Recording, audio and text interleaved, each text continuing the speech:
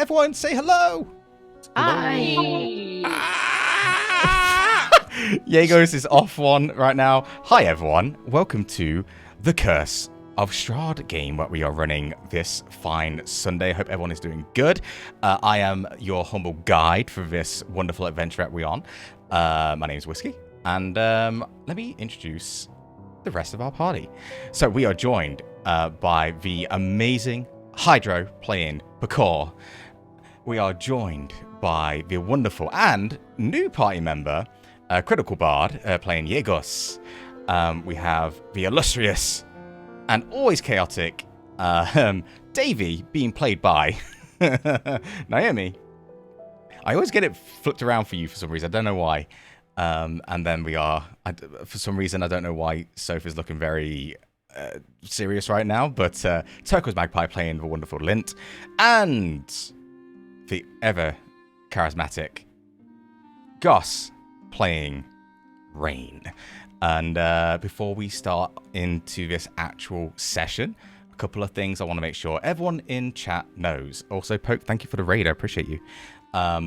We are playing Curse of Strahd, which is a horror-based D&D campaign. So please make sure, if you need to think about any triggers that might pop up in these sessions, please make sure you Google it yourself if you can. It is horror themed, so there are going to be triggers for certain people out there. Myself and my players here all know pretty much the entire theme of it all now, and have agreed upon any triggers what might pop up.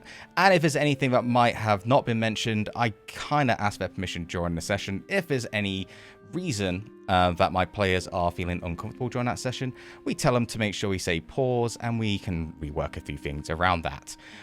Second thing, as you can see, this wonderful overlay and the character art down below, the character art is designed and done by Turquoise Magpie, our very own Lint.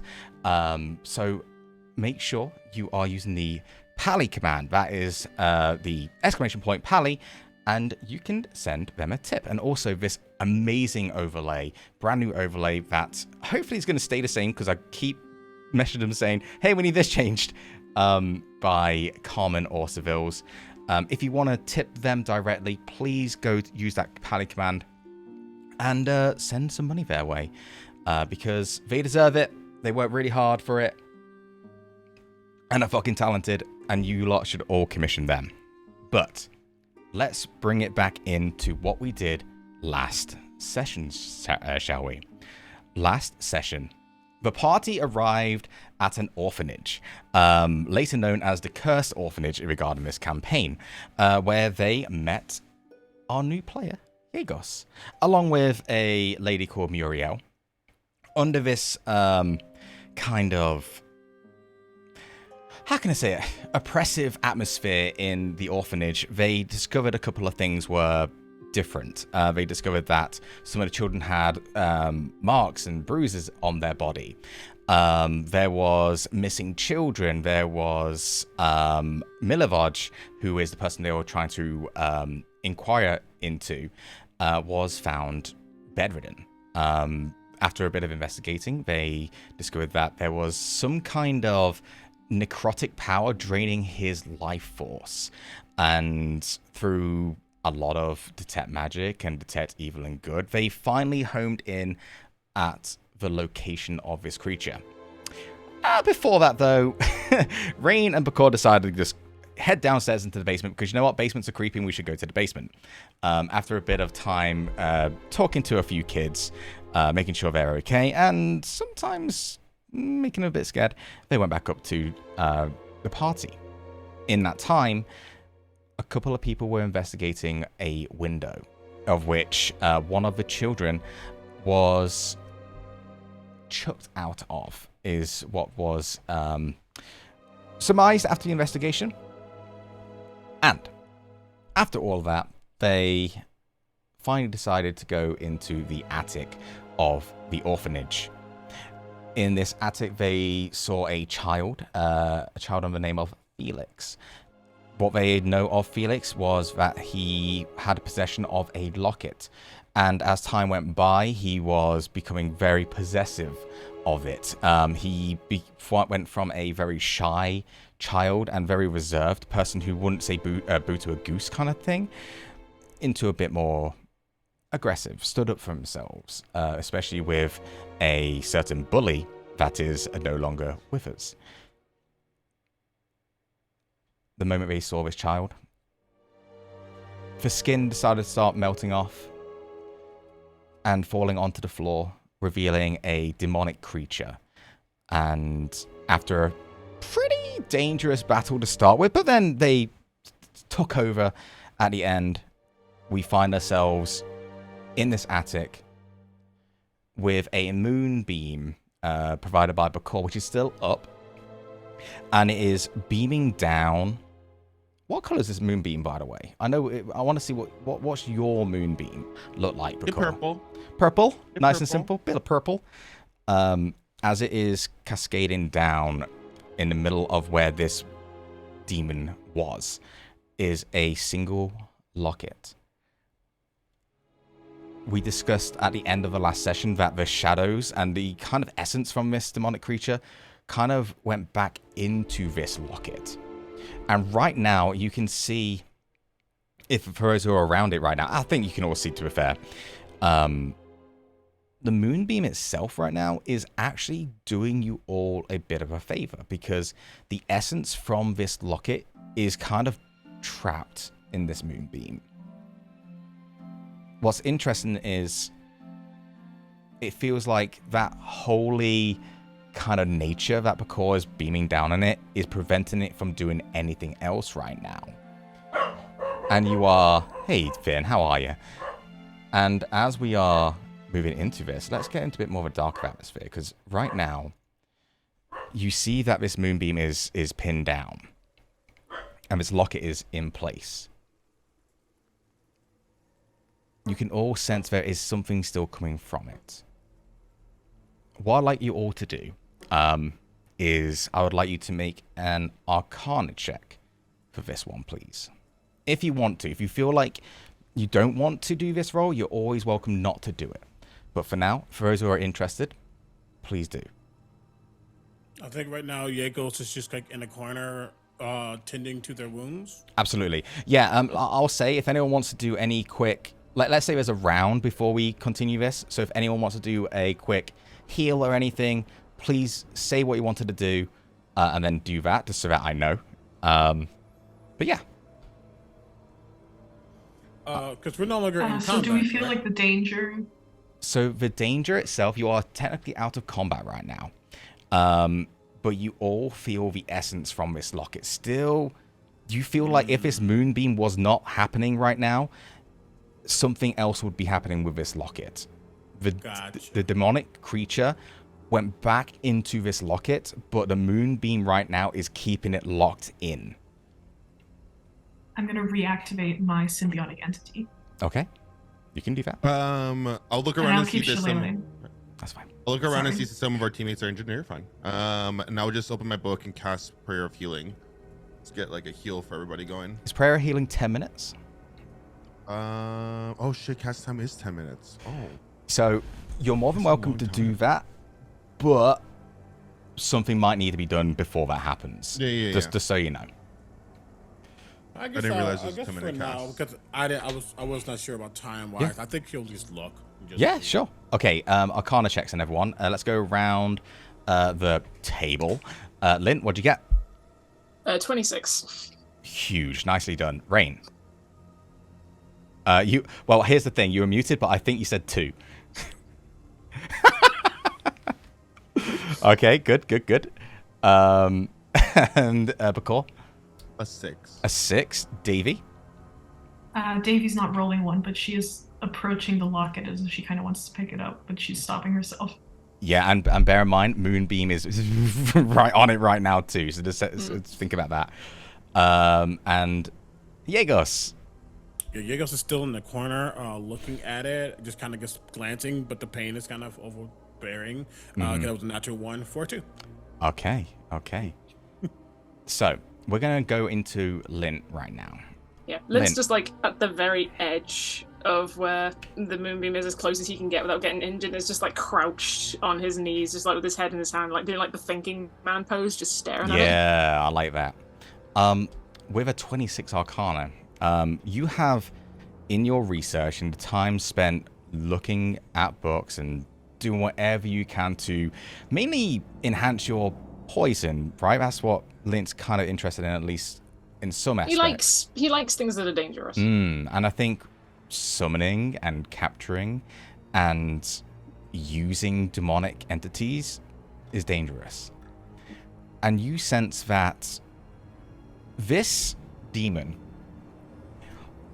was put into this locket. And without its will, it was forced into this locket. Now, with a 26, you would know that some demons and creatures out there do have a kind of home.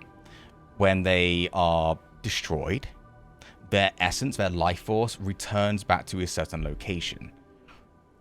And this demon specifically, its location is in that locket. Now, with it being completely weakened at 0, because you did destroy it. In fact, Davey is the one who blew its fucking head off. You know that if it is still in this locket and stays in this locket, it will eventually recoup its energy and life force. You see the moonbeam is preventing it from regaining any kind of health right now. Now, that is for things that are not too powerful. The combination of moonbeam right now is helping this because it is just a locket with a demon inside. There are different homes and vessels where this would not work. But right now, you know that destroying this locket will rid this demon completely. If the locket remains, the demon does too. You roll really fucking high, dude. Like, I gotta give you all that. Yeah, so Lint's just gonna kind of summarize it, and then he's gonna get up and walk, like, all angles around the moonbeam, looking at it, and then eventually say to the others, "Does anybody have a sledgehammer?" Sledgehammer. I don't. I have a shield. If you want to use that. We need this destroyed as soon as possible, in the safest way possible, because there's a lot of energy in here, and from what you know of energy, if you pressurize it too much, if you release that pressure too suddenly, it's just going to go everywhere. Oh, Are you sure? Because it's so pretty. It is pretty. Rain has a hammer in their inventory, so Rain just walk over and just. If you want Rain to do that, then absolutely. Do I have to roll for that? I hated that. I mean, it's on the floor and you can just hit it. I guess you can just roll a strength check or dex. Hammer would be like kind of strengthy. You can do that if you want to, but honestly, it's just a fucking item on the floor. I don't think you need to do anything here. So let's just say this. What I'd like you to do is roll a d20 for me, Rain. If you're the one who's going to take this. Now, I will say, by you swinging into the moonbeam, you will take that damage from Bakor. I believe, unless Bakor, I don't think you can choose. It's anyone who goes into it, right? Anyone that goes into So it. here's Okay, well, I'm at 19, so I'm not going to do that. So you'll take 2d10 damage, so I would be careful. What I would I say, can do it. Davey can do that. Maybe you can do that. You also have the option, Bakor, to drop it, and then they attack immediately. I don't feel comfortable dropping. Okay. I have 65 hit points, so I Yeah, can- no, baby. All right. Avery. Baby, please go for it. Okay, so Davey, you don't have to roll to hit, but you will voluntarily take that radiant damage from Bakor's moonbeam as payment for destroying this item. If that's okay with you. So there's this moment where it's like the demon inside this locket knows what's about to happen. And Bakor, roll me a d20 real quick.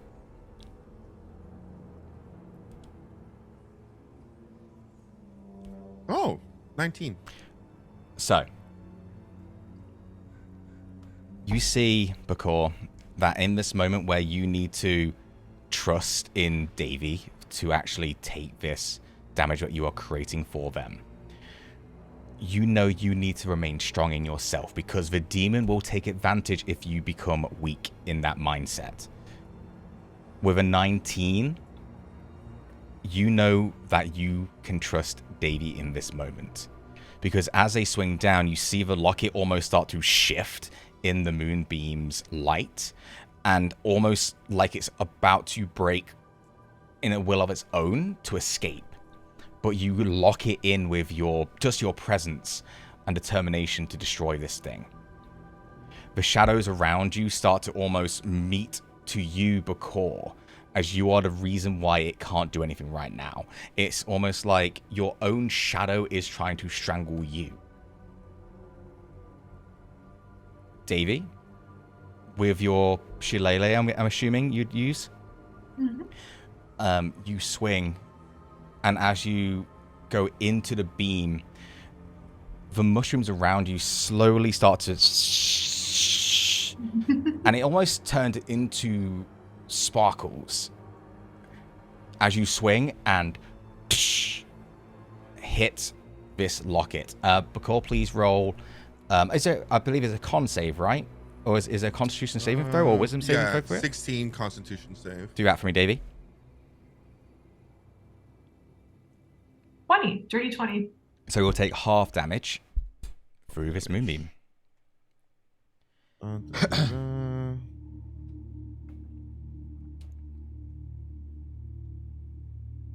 I'm just rolling 2d10s. Yeah. 3 and a 7. Take 5 damage. That's nothing for Davey. Pickles.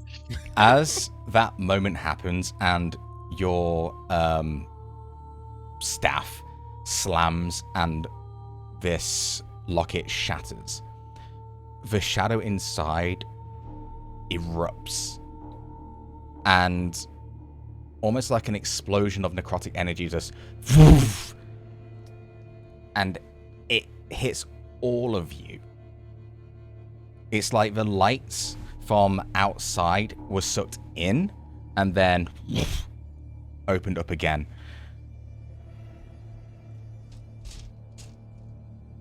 Could everyone roll me a con save real quick? Don't worry about it. Just roll a con save, everyone. Uh-oh. Lucky fucks. 16. 16. Natural 1. 14. Natural 1, Davey. 12. 12, 4. Anyone who rolled... So it's 4.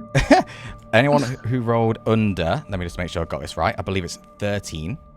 Ah, Let me double check, though. I might be wrong. 12, actually. 12. so do I save or do... If you rolled on 12, you save. Okay. Okay, don't worry. It's only 6 points of necrotic damage. Only 6 points. I take half of that. You take half of it. Very nice. And this wave that hits all of you,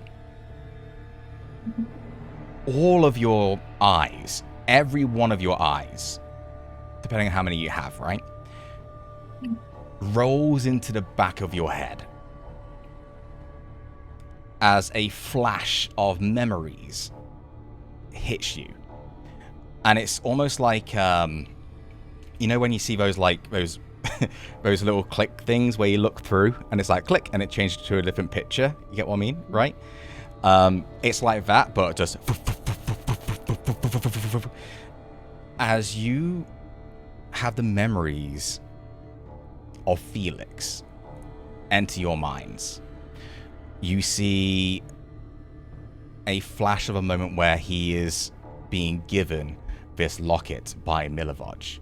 And you see Milivaj is kneeling in front of him in a very caring way to try and actually make a connection with this child.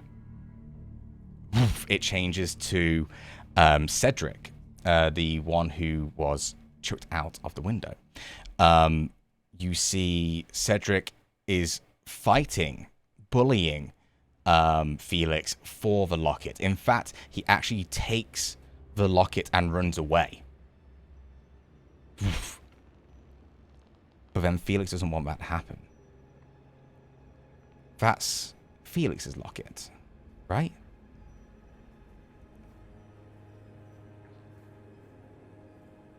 You hear a chattering of voices and whispers in the back of Felix's mind, just as Felix slowly starts to move into Cedric's room. Cedric's on his own. There's a flash of fighting and pushing, and then all of a sudden this otherworldly strength that Felix has grabs them by the throat. And as they grab him by the throat and picks them up, you see them walk towards the window. and Lynn, you would know this more than anyone because of your investigation with the window.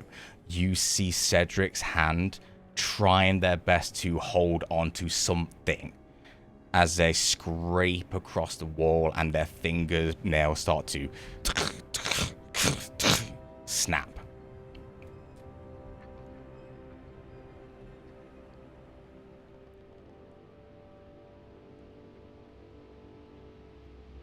The last thing you see is the window itself, as there's a demonic chuckle in the back of Felix's mind.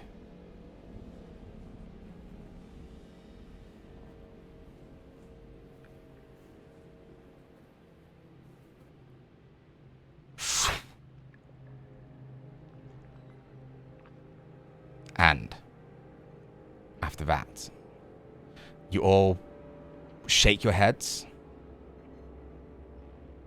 The moonbeam drops after time.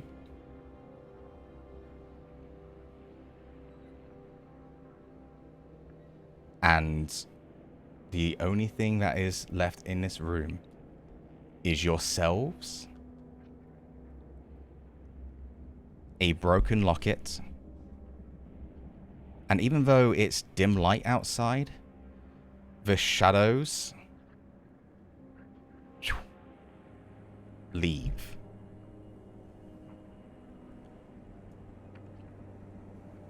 And the only thing remaining, as I said, the locket and a doll that was being carved.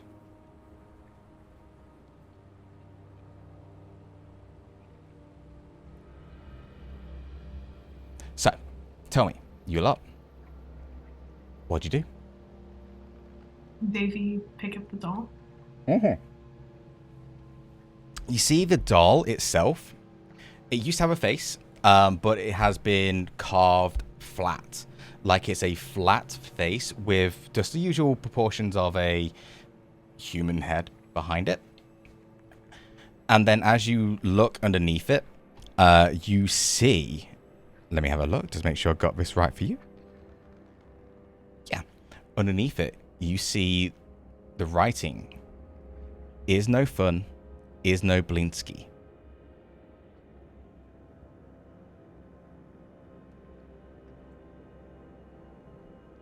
So, with that being said, what do you all do?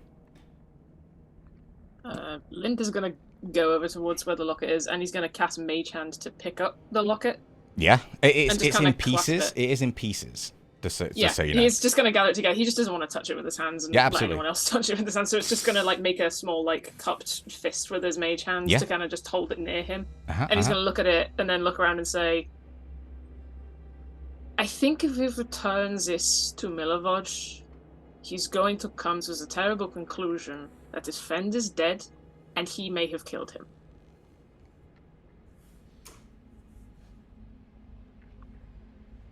Do you think we should return it to him? You might as well to see what could happen. Do you think he misses it? Maybe he gave it as a gift to Felix, and since having this gift, it's not gone well. So either this demon has found its way through Felix to possess the locket, or Milovaj gave him the locket already possessed of a demon. Do Both you are think not he very was good. knowledgeable about that, if he did? If so, then he may be a dangerous person to deal with when we confront him. I think we need to ask when people notice the abyssal writing on all the beds in here. If that came when Felix arrived, but before Milovaj gave him the locket, then Milovaj is the suspect. If it was after, then maybe Felix carried a demonic presence with him. And Lint turns to Hagos and asks, is it... I don't remember, but Did Felix come here after his parents were killed by something? Really quickly, Whiskey, I sent you a message just so I Got can it. confirm something. As you turn to look at Yegos, you see, I would say it's odd, but this is Barovia, so I don't know how odd it is to you all. But it almost seems ritualistic. You see maybe like 15 of the rats, of the mice and rodents that are in his mantle, climb down his leg and then start to encircle Yegos, specifically in about like a 5-foot space around him. Almost like a fairy ring is being formed. Like that's like starting to dance with each other, but they're just like slowly circling each other, staying in this very perfect circle. And as they do, they all begin to glow this odd greenish soft light. And you start to see these like small little orbs coming off of them. And the space, the circle that they are now encircling themselves also begins to take on that same glowing effect as I cast Healing Spirit. Really good spell. And so he can just like he's huddling there, slowly getting healed.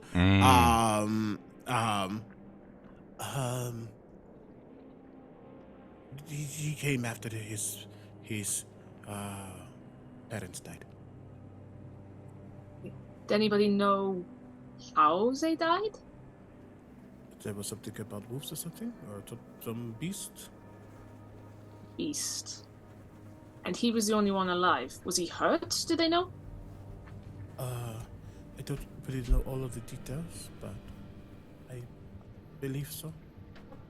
Maybe, or just emotionally damaged, or something. Interesting. So either a demonic creature attacked Felix's parents, spared him, but were carried by him into this place, not being able to find a vessel. Felix being gifted this locket, it decided to possess the vessel and use Felix for whatever it means necessary. Or Milivoj had the locket already possessed of a demon and passed it to Felix. Milivoj, he was a nice person. I don't know why he would give such a evil piece of jewelry to someone. That is true. And I get a feeling that because this is the attic, and Lint looks around and he's going to try and do an investigation check to try and gauge if where the locket was found was like directly above where Milivoj's room is. Because okay.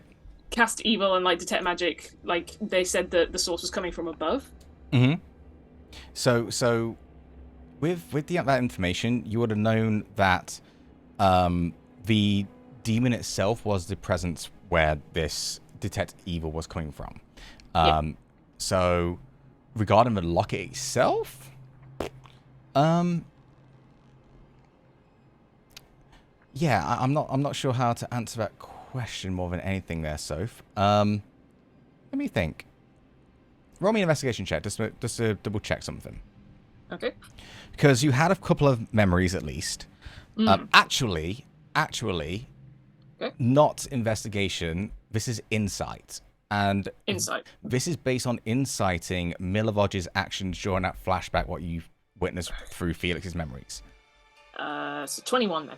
Okay. Even though it was a quick moment, a flash of a memory, you got the intention that Milivoj was passing this locket to them without the understanding of what this locket was. Okay. Yeah, that's what you get. It was not ill intent behind his action of passing the locket to Felix. Okay. So yeah, Lint will just make the judgment, and he's just going to say that it was hurting him. If we go down there and see how he is, if he has spontaneously recovered, we know this was the source of evil. Therefore, it wouldn't understand why the demon would attack him if he was the vessel to carry it over to Felix. We need to ask him where he got the locket from. Then let's go. Is good.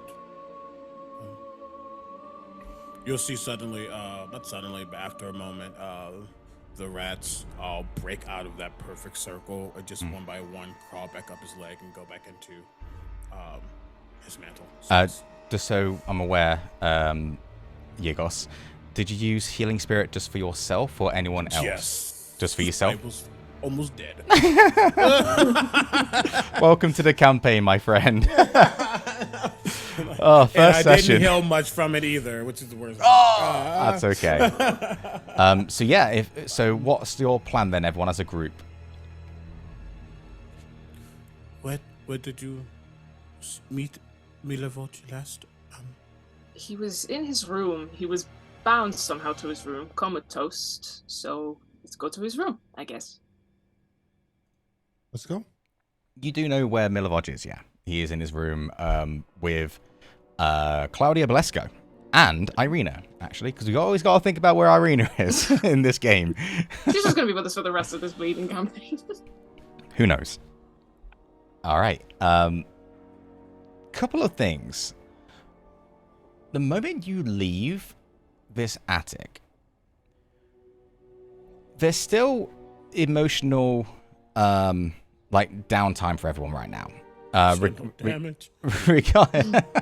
Regarding the actually you're at the top end, so actually at the top you're at the top, so that level would be a bit older. The level below that's where the younger ones were. There is definitely still emotional turmoil going on with the idea of whatever's happened, but the presence of necrosis has slowly started to fade away. You see that the children are still got their markings, right, from this demon, but they just have a little bit more of a lightness about them. You work your way to Milavoj's room, and I would note that Yegos, as they started to leave, you all would have saw the claws kind of retract. His face kind of returned back to its normal human-looking form. Fair. Still not as, decrepit, but no, good looking out. Good looking out. Yep. You find yourself back in Milavoj's room, and the first thing you see is Milavoj. He is sat up in his bed, still sweating, but it's like the aftermath of a severe fever that he's experienced. And he's looking around the room as Claudia looks at you and goes, "What did you do?" And you just see Milavoj is just breathing heavy. Just looking around, and he's not speaking at this moment. He's just catching his breath. Claudia turns to all of you and goes, "I do not know what you have done, but his fever is broke. He is clearly awake. What happened up there?"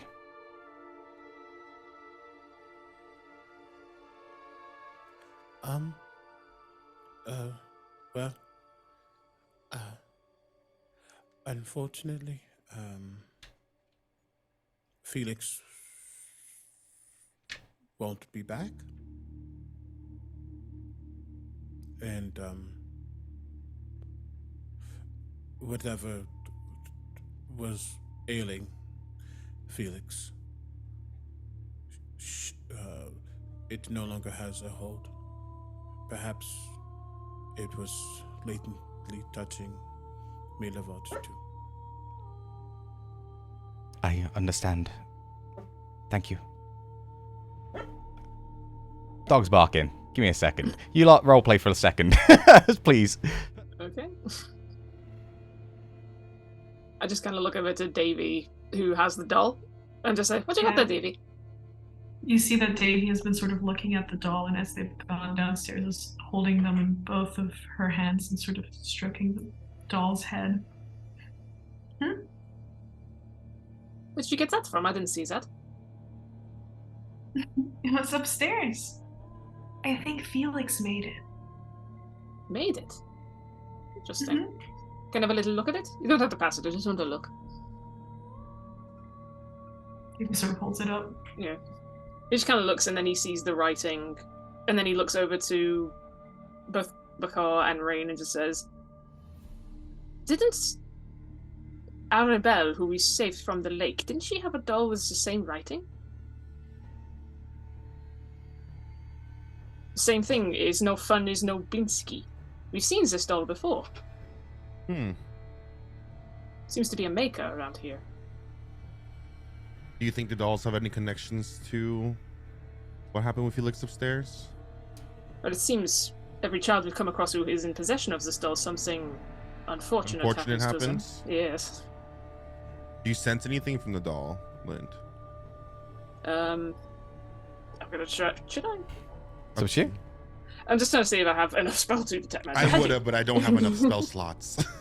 I need a sleep. Yeah. Welcome to the adventuring day where you don't understand pacing of your spells. I'm gonna do identify instead of detect magic because the spell one is just a minute, whereas detect magic is 10 minutes. So I'm just gonna. I don't want to ask Davy to hand it over if she doesn't want to. So he's just gonna identify quickly on the doll. What exactly is up with it? Sorry, are you doing a 10-minute one, or are you using the feature? It's identify it for 1 minute. Okay. So you're not doing it ritually, just so I know. No, not ritually. Okay. It is just an ordinary doll. Okay. Just an ordinary doll with its face, unfortunately, carved down to a flat surface. So yeah, just something to bear in mind. Thank you, by the way, for your patience, guys, and thank you for role-playing while I saw my dog out. As Claudia turns to Milivaj, she goes, "What happened to you? Are you okay?" And Milivaj looks at mainly strangers. Knows you, Yegos. He recognizes you. I am sorry. I do not know what came over me. The last thing I remember was coming back, and the moment I got into my room, darkness. Whoever put me in my bed, thank you. I am sorry. I'm sorry what might have happened in my absence. Why are these people here? Yegos, why are you here? And before Yegos could even start speaking, because now he's like, oh, spotlight. Priet will jump out of his mantle, drop to the ground, skitter up the bed, skitter up to Milivoj, and just go into their shoulder and just like attempt to cuddle into their neck crevice. Well, and he looks over at Lint with the pieces. And yep, Lint just kind of hovers over the mage hand nearby and then opens it to reveal the broken locket. And then, if you don't mind, please, one of the rats will come out of his mantle once more, go over to that mage hand, and bite one of the pieces to hold it, and also go over towards Milivoj, as that's his mage hand. Yeah. Oh, yeah, of course. Of course it is, yeah. Just so it gets a little closer. You gave Felix a amulet or locket or something, and we were wondering where you got it. He looks at this piece and goes, my friend, This was... There's a moment where I actually... Yegos, could you... I need you to roll me a persuasion check. And I need you to roll at advantage. Because you do know Milovaj. And there's a little bit of... Yeah, I'm trying to figure out what's he going to tell you in this moment right now. At advantage with a -2. 13. 13's okay. Milovaj will look at all of you and go, This was given to me as a payment for doing a favor. And he looks at his shovel as he says this. Doing your work? Not exactly, Yegos. I was... And you see that he's starting to click into what's been happening. As he turns and goes, I am sorry.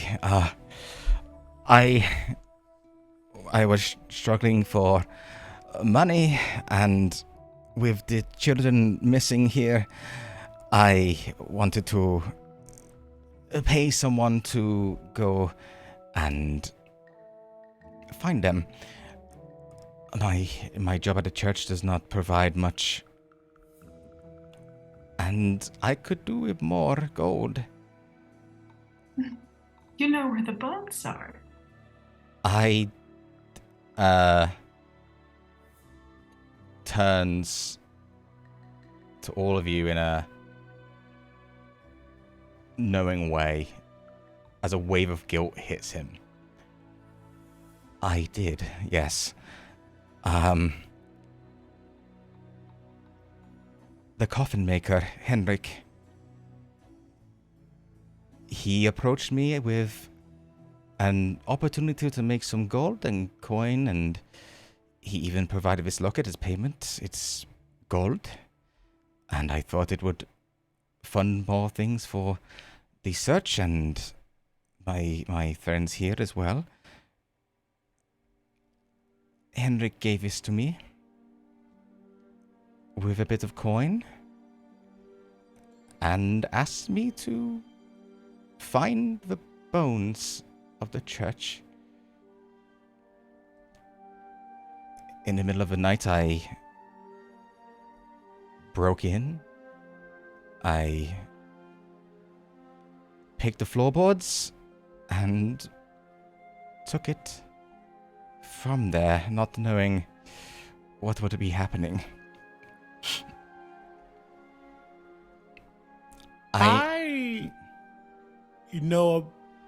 What do I know about these bones? What do you know about these bones?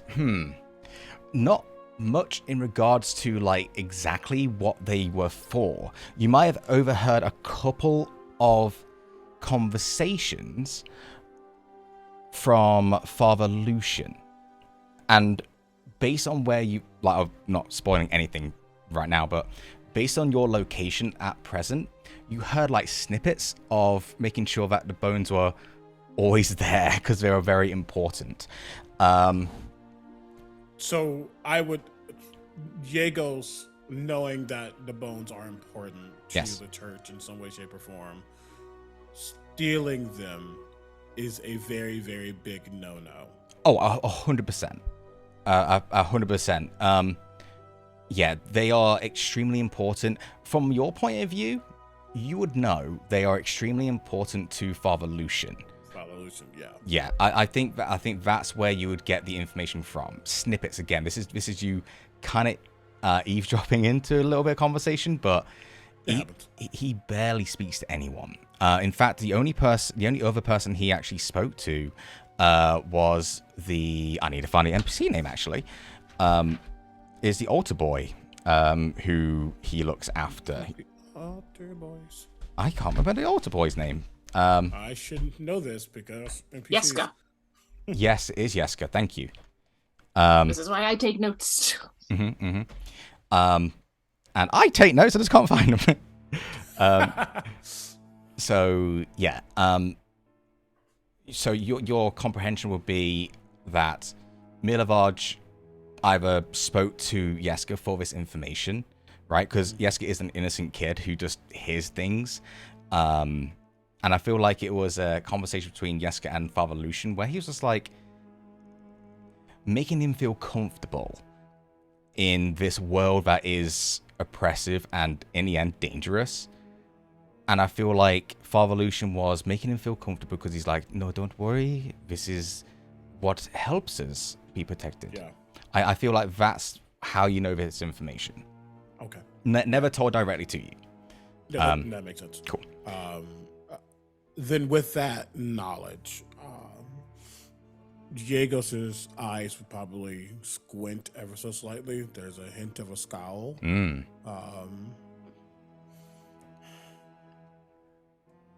not going to judge you for what you have done, but you know that is bad.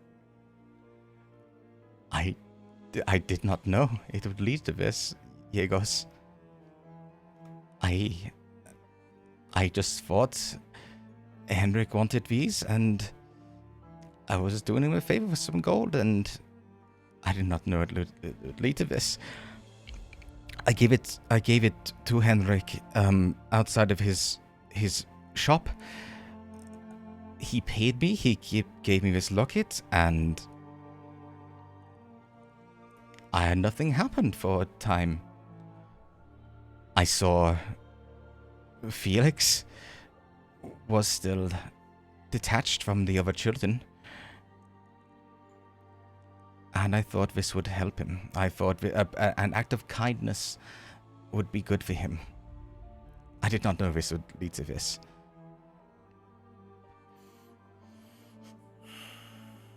Diegos just turn and look at the others and kind of like step away. Priat is still going to be there because Priat is his conscience. I love that. But, yeah. Okay. Lint will just be right back. Yeah, absolutely. Lint will just step forward and then say, "Did this coffin make a Henrik? Am I right? Yes. Did he say what he was going to do with the bones, or did he not go that far?" No, he told me to find and retrieve the bones, and that is all I know. Okay. Has he asked you to do strange activities like this before? No, never. Huh. Interesting. And just kind of steps back and looks at the others, just like, but at least we know where the bones are now. Do we know where we could find Hendrix? Now. Henrik, not Henrik, Hendrik. sorry. Hendrik Lamar. Yeah, Henrik. Just because obviously CB's is gone, Jaegers would know the location of the coffin maker's, Henrik's shop. It's in the kind of the middle-ish outside, a little bit outside the center of town. Very easy to find, especially Jaegers. Jaegers would absolutely know where it is. And I'm pretty sure you do remember because you lot take notes, not like me. When you came to the orphanage, there was, Henrik. Henrik was there right at the beginning. He was the one who was carting those coffins as you arrived, taking measurements for Cedric at the time, and going back to make it. Just so you're all aware. Jaegers, just to key you in, they were asking where the coffin maker's shop is, and Jaegers would absolutely know where it is. It's not too hard to find, more than anything. So, yeah. Of course. Where else are you going to keep bones? In coffins. That is true. And sorry, he said that he gave the bones to Henrik at the coffin maker shop or somewhere else? Yeah, met him at the coffin maker shop, like basically outside, middle of the night, of course, because most things happen in the middle of the night. But yeah. All right, I just wanted to just confirm that. Thank you. Cool, no problem. I guess he'll just say, I know, not looking at Milovaj, because you don't get my eyes right now for your travesty. You don't see him, but for those who are still looking at Milovaj, he is averting his gaze, especially from Yegos right now. Like, pure guilt. I know where the shop is. I can get us there. We should go. Here we go. Definitely. Oh, before- Should we by chance heal or rest first? If we're gonna walk into another fight, maybe? I'm I at would love to have a 19. long rest. I I would would- love to have a long rest. I think it we may be probably best. maybe an hour. I don't know if we can get a long rest. Hey, bottle of wine. Yo, Let's just chill. as a DM, I will say this. This world is on Vallaki itself is on a bit of a timeline. You are all welcome to take a long or short rest. Some things to bear in mind. Mid-afternoon. Night comes quite early in the land of Barovia. So there's going to be a risk with that. A long rest, you're going to be doing this in the middle of the night. And you guys are insightful. It's not that, like, you don't have to be rolling insight to understand that Henrik spotted you fuckers come. So just something to bear in mind. So you lot are welcome to do whatever you want. If you want to take a short rest, you can take a short rest. If you want to take a long rest, take a long rest. But there will be consequences and things might happen during that time. What do you guys think? I think if we do anything drastic, we're going to die. So we should. Maybe a little break. I'm thinking that the church is in trouble. Something's going on, and the only protection to that church is gone. If we take more distractions, like a long rest, we might allow them to be attacked. So, proposition, we go back to the church and take a long rest there. If anything is going to happen, it's going to happen to the church. We could just Would agree. ask if we can lie in the pews for a rest. I think we should go now. To the coffin shop? We know where the bones are. We can just ask for them. I get the feeling, Davies, that if he's asked for the bones in the middle of a night with only this gentleman who since has become very ill in doing so, that it's not going to be just going over asking for the bones and he gives it back. Can we sneak in, maybe? But it's not I've the got middle high of the night. stealth. So that's what I'm thinking. If we do take a more prepared rest, we go in during midnight, where he might not be there. We sneak in, find the bones and go. That works. I like that idea. Or we take a little break, and then I could be a spider or rats, and me and the other rats could go inside. No. I think Rain's gonna look at Davy and look at Lynn, look at Davy and then look at Lynn. Be like, it'd be really cool if we could. It'd be really cool if she was a spider again.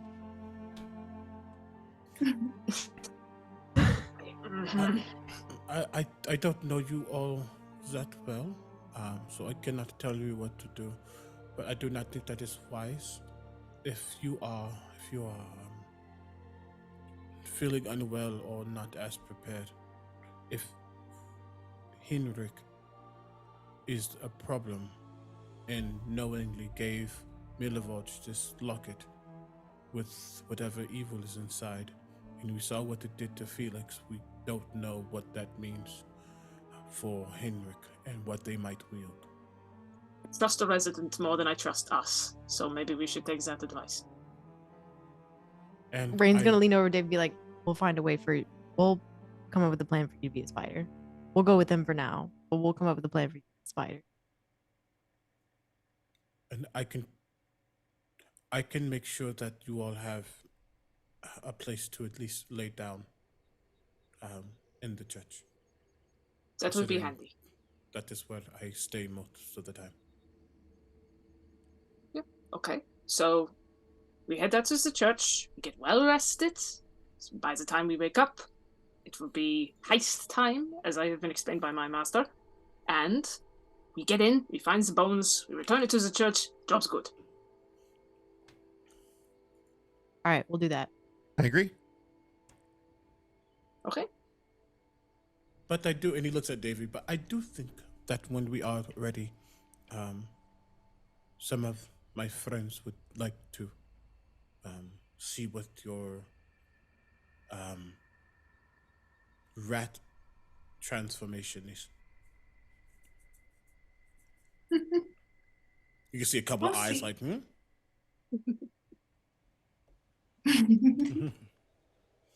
I All guess I'll lead the way towards the church, Yeah, that's fine. Do it. which is odd because you all would notice as we're walking over that Yegos just naturally wants to stay like towards buildings or towards shadows. He never gets out in Vallaki. He's always trying to just be unseen or just away. What the heck? Fly. Is that what Kind of, happens like, in without the question, Lucky? What the heck, everybody Fly? else in the party, like, Yeah, we start followed edging what he was towards the doing. wall. We're also like, should we be? Rain's gonna look at Lynn and be like, should we be closer? Move closer to the ball. We should be closer. I don't know what he's It's just doing, like but we're doing it too. I it's more agree. like you all see if we're walking and suddenly like there's like a couple or something that comes out of a building, Yego just like flinches and immediately just like moves. And then Yes, we you'll- follow suit. Could we just quickly rewind for a second, everyone, if that's okay? Rewind. This all that all happens, by the way. Unless you die in the rewind, then it doesn't Yeah. happen. You know. Yegos, before you leave, as you're about to descend the stairs, you are quickly held by Muriel. Yegos, I assume it went well.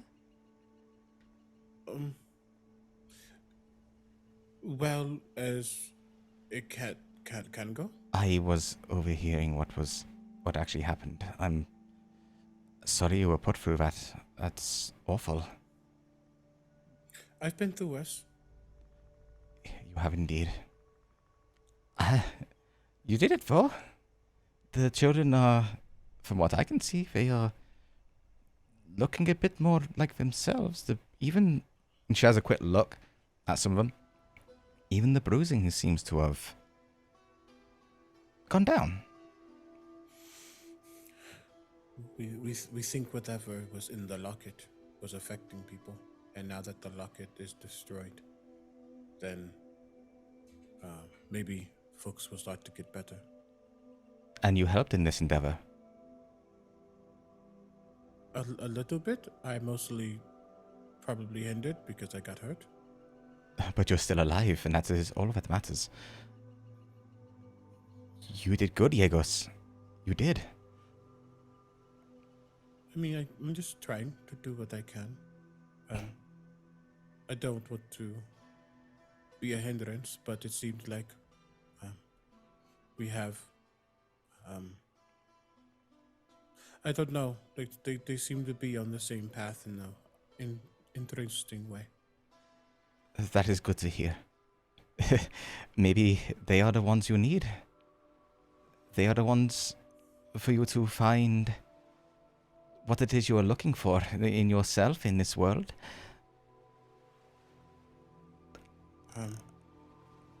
I mean, I just wanted to help, and hopefully things remain okay. There's been no problems yet since I've been here, and if things go well, maybe Maybe they can help me. I don't know. Well, in the meantime, I can only assume that you are going to be the one who helps them in whatever they are planning to do. But we have to go find the one who stole the bones from the church. So.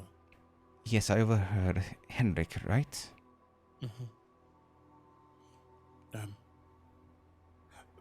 Father Lucian won't like that, and I don't think Milovac has told them yet, so I have to tell him. Of course. From my understanding, Henrik is... Well, he keeps it to himself. He is a coffin maker in the end. It is an abysmal way of making profit, but it is what it is. The information I know of is he doesn't seem very evil of sorts. Never came across like that. He's very... He was hardworking and... I honestly just an old man doing his work.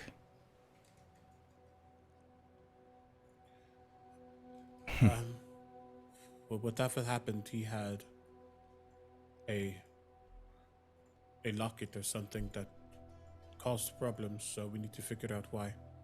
So we're going to rest for a bit, because I think some abilities and magic was expended. And if that is a problem, we want to be at our best. And he was after, what, the bones? That's what Milovac said. And they And if say... Oh, please, please.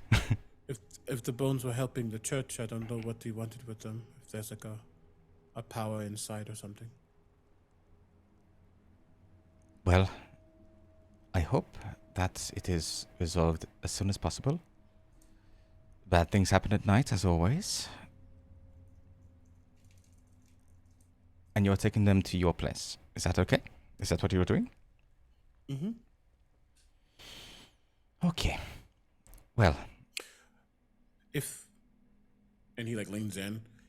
If you find anything from the keepers, you let me know. Of course I know. I'll let you know, Yugos. I always do. Speaking of which, if the business is concluded here, and you are with your... No, I'm not going to say friends yet. They are a weird bunch. Maybe it'll fit in. I do need to go about my business. As you understand, I am still busy. Mm-hmm. I will... And you say you're going to the church. I will check out Hendrik's place. At least keep an eye. And if anything pops up, I'll send you a raven. Okay. Oh, okay. I'm proud of you, Yegos. This is good. Like a very soft, very shy smile comes upon him. I actually probably go. They're probably wondering why I haven't left yet. Yes, and you see down the stairs, everyone's just sort of waiting. Sorry, I had to pee. And then While this is go back. happening, Yep. if we're still at the orphanage, Davy was hoping to, probably while he was just talking to Muriel, just go back to the window that the kid fell out of. Yeah. Davy's gonna sort of look down and then take out the fingernail and look at the scratch marks in the wall and at this doll with no face. And if you'll allow me, this is sort of stretching the cantrip, but make an indent in the wood using druidcraft and putting the fingernail into the doll to make it look like a smile. That's so fucking creepy, and that's why you're allowed to do it. Yeah, I'm down with that. Davy's gonna look out of the window again and look at her friends waiting by the stairs, and she's just going to clutch the doll and then fall out of the window. Rain is gonna run for the window. Okay. I'm gonna run and cast Featherfall. Literally, I just. Okay. Brain is like here's the question. waist out of the window, reaching down. Here's the issue. Mhm. I'm not gonna say you can cast Featherfall because the God, moment they okay. drop, they're out of your sight anyway. So I don't think you'd be able to quickly do it, especially if they've gone a little bit different. David, what's your plan? Just want to know. you're No gone. plan. I want to take the damage. Oh, All right. shit. This is how Rain's gonna die. Are you doing this? Are you doing this voluntarily? Just go woof and that's it, or are you trying to like? Are you literally just gonna fall flat and that's it? Davey wants to fall in the exact same way the child fell. Oy, fucking Christ, dude. Rip the neck. Oh god. 10 points of bludgeoning damage. Great. So Just- Rain wasn't able to catch Davy. I'm gonna say the distance between you both. Yeah, we were no. across the corridor. We would never I have don't got think we there in were time. expecting that to happen. So I No, don't think we absolutely, react fast enough. absolutely. Oh my god. Because I didn't expect it to be. No, nobody expected it. What the fuck, Davey? Okay. Davey has like 70 hit points. Davey is fine. They're trying to whittle, Okay, but whittle like- themselves Didn't even down. break my temporary. Davey is a Shut G. Rain's So- not thinking about that. Rain's just being like, "Oh, our friend just jumped out the window. That's awesome, cool. Tie a rope around my waist, jump out the window." Oh my god. Christ. So, I'm gonna flavor this. Davey, it's not you who takes damage, right? It's your entities, if you would. So when you fell, you don't feel the impact because the spores around you become a cushion, and as you hit, they go and just take the impact as you slowly just fall back down. And there is still blood down there, dude. So you would have definitely just landed in the blood. Yeah. Yeah. I think it's clear that like Lint and Rain would have run across the hallway to where the window is and just looked out and looked down at where Davey fell and just be like, "Are you okay?" This is much faster than the stairs. I can't do this. I walk away, just go back down. Rain's gonna look and be like, Leave. "Don't move. Stay right there." Claudia- And just run down. Claudia will look at all of you and go, "Please get out of my orphanage." Understandable. Have a good day. Yes, indeed. All right. Just walk outside to where Davey is, and so it's just gonna stand over where she's lying. Just go. Did you get anything from doing that? CB. That's What do you think the child thought when it fell? Right before he hit the ground. He probably wondered where he went wrong in his life, Davey. He was dragged very That's not what I was viciously. thinking of. Well, I don't think you've done a lot of things that you would say are regrets in your life, I'm guessing. for the sake of I guess not. not talking about our kid's death too much. Let's move on to a couple of things to note. Wild. That's fucking wild. I didn't expect that, CB. I didn't expect that moment. Lynch But- just kind of holds his hand out to help Davey up. David will take it. Couple of things to note as you're walking through the town. As it is mid-afternoon. Jesus Christ, Davey. That's so wild. I love it. It's so dark. God. You lot are all about comedy. This is the darkest shit I've. When we said it you was lot dark have- comedy, we meant it. Yeah, right. A couple of things actually. Actually, one thing. When you're walking through the town and you do see Yegos sort of darting in between buildings and keeping to the shadows and all that kind of stuff, you all saw the posters up for the next event. What is happening in Valaki? There's another poster. A missing person poster. The name of this person is Bluto. And the picture, which is a drawing, is the man previously on that boat. I just look over to Davey and I just say, keeps a secret, okay? Don't mention anything to Oh. anyone. Okay. So, Just kind of look around at everyone, just like, oh, we're in deep shit now.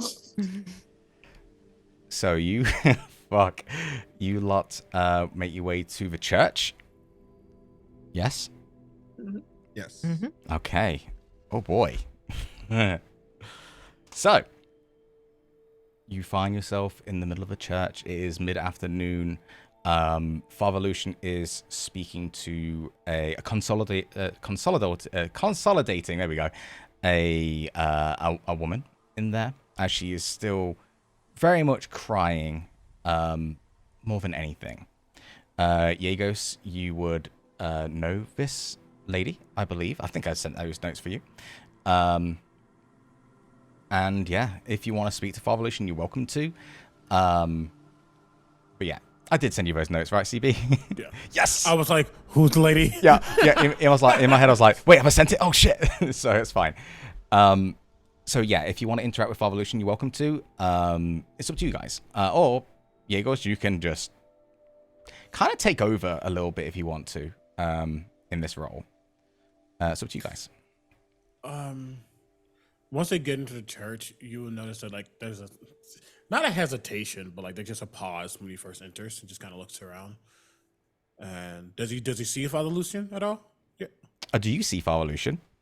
Yeah. Yeah. He's very clearly just in one of the pews, sitting down with Gotcha. the lady. Yeah. Excuse me. No problem. He would go. One moment. Well, if you want to come, you should probably meet Father Lucian as well. And he will, like, meekly walk over. Don't really want to interrupt anyone. He's not typically up in the sanctuary area proper. Not most of the time. And he'll like kind of sneak over, not sneak in the D&D sense, but kind of Of course, over, yeah. And like see Father Lucian and like try to like get his attention. Just like... You see Father Lucian turn to this lady and go, "My dear, just 2 seconds, please." And she'll just sort of like nod and cry a little tiny bit to herself. He walks over. "Yegos, it is a wonderful time to see you. Especially out in... Oh, this is good for you. Sorry for bothering you during your prayers. You never need to say sorry to me. I was wondering if it would be okay if me and some individuals I've met recently, if they could stay here for a bit. Of course, I have actually met these people. Were you helping them? Yes, we weren't in trouble. I'm sorry. No. And you see that Father Lucian is like, he's not touching you. I feel like he still wants to respect your space a little tiny bit. No, Yegos, please. If you have helped them, that is helping me and that is helping the community. Please tell me. And he looks at all of you as well and goes, "Please come here. Yegos, what has happened? Is there progress? Have you? What has been going on?"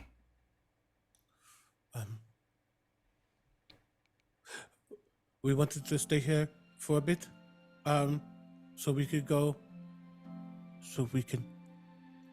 go retrieve the bones.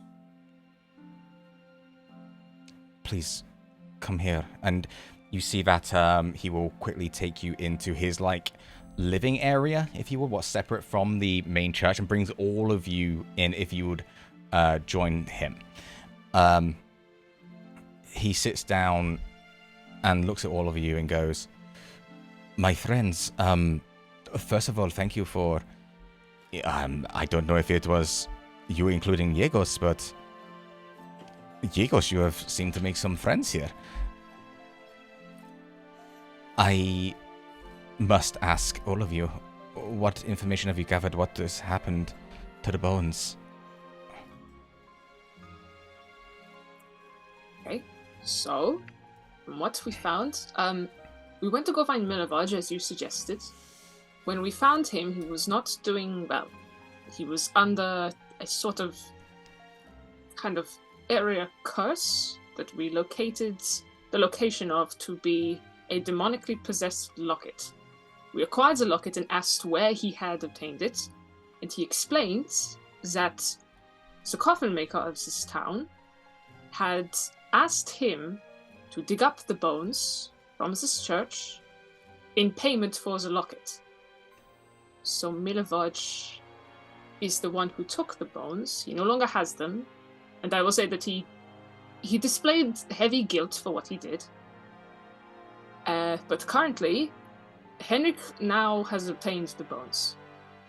We plan to go there, but considering what we went through to get the locket, I feel like getting the bones is going to be difficult. That's why Egos here has request that we rest here so that we're able to confront Henrik for what he's done.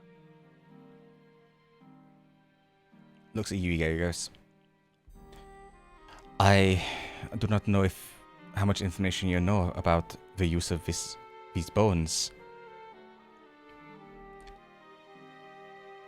These bones of Saint Andral are to provide a boon for my own abilities. Without them, I am merely a man. I can talk, but I cannot provide help. This is only... If you are going to wait, that is of course okay, but I dread to think what will happen when the night comes. Well, that is why I suggested that we come here. Because we understand that the church is in trouble without these bones. So, if something should happen during the night while we rest here, I am prepared to defend it. I don't know about you, and I look around at everyone else in the party. If anything happens, we should help defend the church and the father until we get the bones back. And are you prepared if they come join your rest where you are not fully prepared? Anything should happen. Nights here can be dangerous. Without the bones, anything could happen. My friends, you can, of course, rest here as long as you need. My theory is that if you try to wait and rest, I do not know if it will happen at night. But if you are caught mid-rest, I do not know if you will be able to defend it as much as you think you could. I think Rain's gonna lean over to Lit and be like, I feel like we're getting strong-armed into doing this sooner than we want to, regardless of what we want. As a DM. Okay. I just want to provide you can still take as long rest if you want to. Totally fine. Right. Yeah, but y'all are really concerned, and so I'm concerned. Yeah. Lynn just kind of leans back and just says, we can still rest as much as we can. We can attempt a long rest. If we're woken, at least we would have had a short rest, been semi-prepared. As best we can. And we It's still best have to better than no fight rest. something. If it gets... Maybe we just take a short rest and then we go. The sooner Could the do. bones are here, the sooner I can provide a sanctuary again. We have It's to short- protect Arena, remember? She's our friend. Irena's just waving at the back. Not really. Okay, I say that we take the short rest instead. It feels like we're kind of being pushed in that direction by him. And for some reason, I feel By like we the should DM. listen to him. I'm sorry, everyone. Okay. We could take a shorter rest and wait until nightfall as opposed to midnight. It still is the cover of night. We could still try to sneak in before anything bad happens at the highest point of night. That works. So while we are here, is there any information that you could tell us about Henrik? Like, what kind of a man he is, would you say that he would be the kind of man to do this kind of activity, like stealing holy bones? No, not at all. He is, from what I have spoke to him about, he is a very honest man. He makes his money through the unfortunate circumstances of Valaki, but someone has to do it, just like Milovoj. Lint kind of leans in closer, realizing the whole premise of this entire town just says, would you say that Henrik is the kind of man to go to desperate measures if business gets a little dry?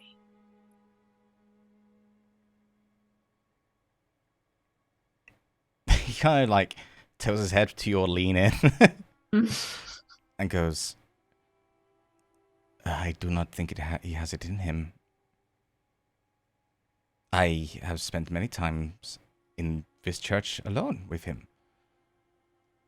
He speaks about his wife who sadly passed away and how much he misses her and... Wait. What? I know you said wife. Waifu, I heard it too. Oh, you ass! Waifu.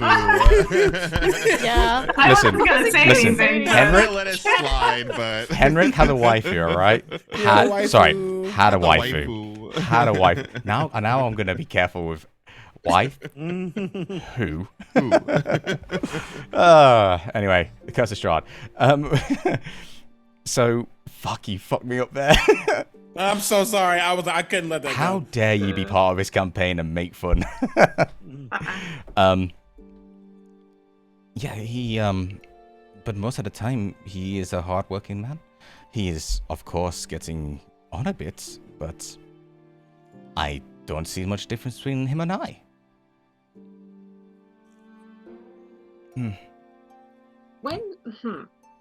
Trying to think as now is the interesting case is the locket. If Henrik is an honest man, how would he acquire such a terrible power in a locket? Where I he think would it have was got a the locket? mistake. How so? Well, the person we talked to before said it was a mistake that they gave it to Felix, so maybe he gave it to him by mistake as well. Did not sound like it was a mistake on Hirunk's part. No. To take away some holy symbols from holy grounds so that it's no longer safe is a very bad thing to do, David. Mm-hmm. But the locket is maybe unrelated. But if the locket had this evil power within it, and he willingly gave it to get something as holy or sacred as the bones, that tells me that it wasn't done under the best conditions or not done with a sense of goodness. No. Whether he knew what the locket did or not, he still did a bad thing handing it over to a child, no less. Milovoj is 19. Still a child in Lynn's eyes. That is fair. Do you think he collects the bodies from this village? Has he ended up collecting corpses from outside of the village? Or from anyone nearby? Not to my knowledge, no. Not to my knowledge. He may have acquired it from outside means. I don't know. But whatever he got it, we won't know until we go see him. No. But we shouldn't go in the way that we are right now, so perhaps we sit and rest for a bit, and hopefully we don't get woken up, but if we do, then we go. A short rest. Yes, I we'll don't go know what we when call it's them, night. short and long. we're just resting. Call it bad rest, good rest. How about that? Depends if you're a warlock or not. A short rest is fucking mwah. Until Some we're of us updated need up. longer. Yeah. But however much rest that we can, I think would be useful. Okay. I say we rest until nightfall. From now And- until nightfall. And then When go we into go at cover. night, all sorts of creatures will be awake. It'll be before then. So, nightfall is in around about Before- 3-4 hours. So we should go before nightfall, so maybe in 2 hours at the longest. I would Maybe agree like with that. Yep. dusk.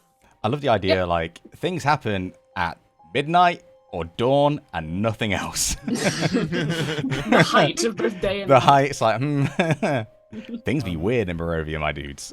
All right. Yegos looks at Father Lucian. Do you have any space for them, or should they sleep where I sleep? That is entirely up to you, Yegos. They are more than welcome to rest in my pews. It might be not the comfiest. It depends. What you're That's comfortable worse. with. I don't think my space would be more comfortable, but it is up to them. And you, of course, Yegos, because it is your space, and your space is yours to do it with whatever you like. He just kind of like looks at the four, Oh, the 100%. same exact eyes he has that I put in the chat. Just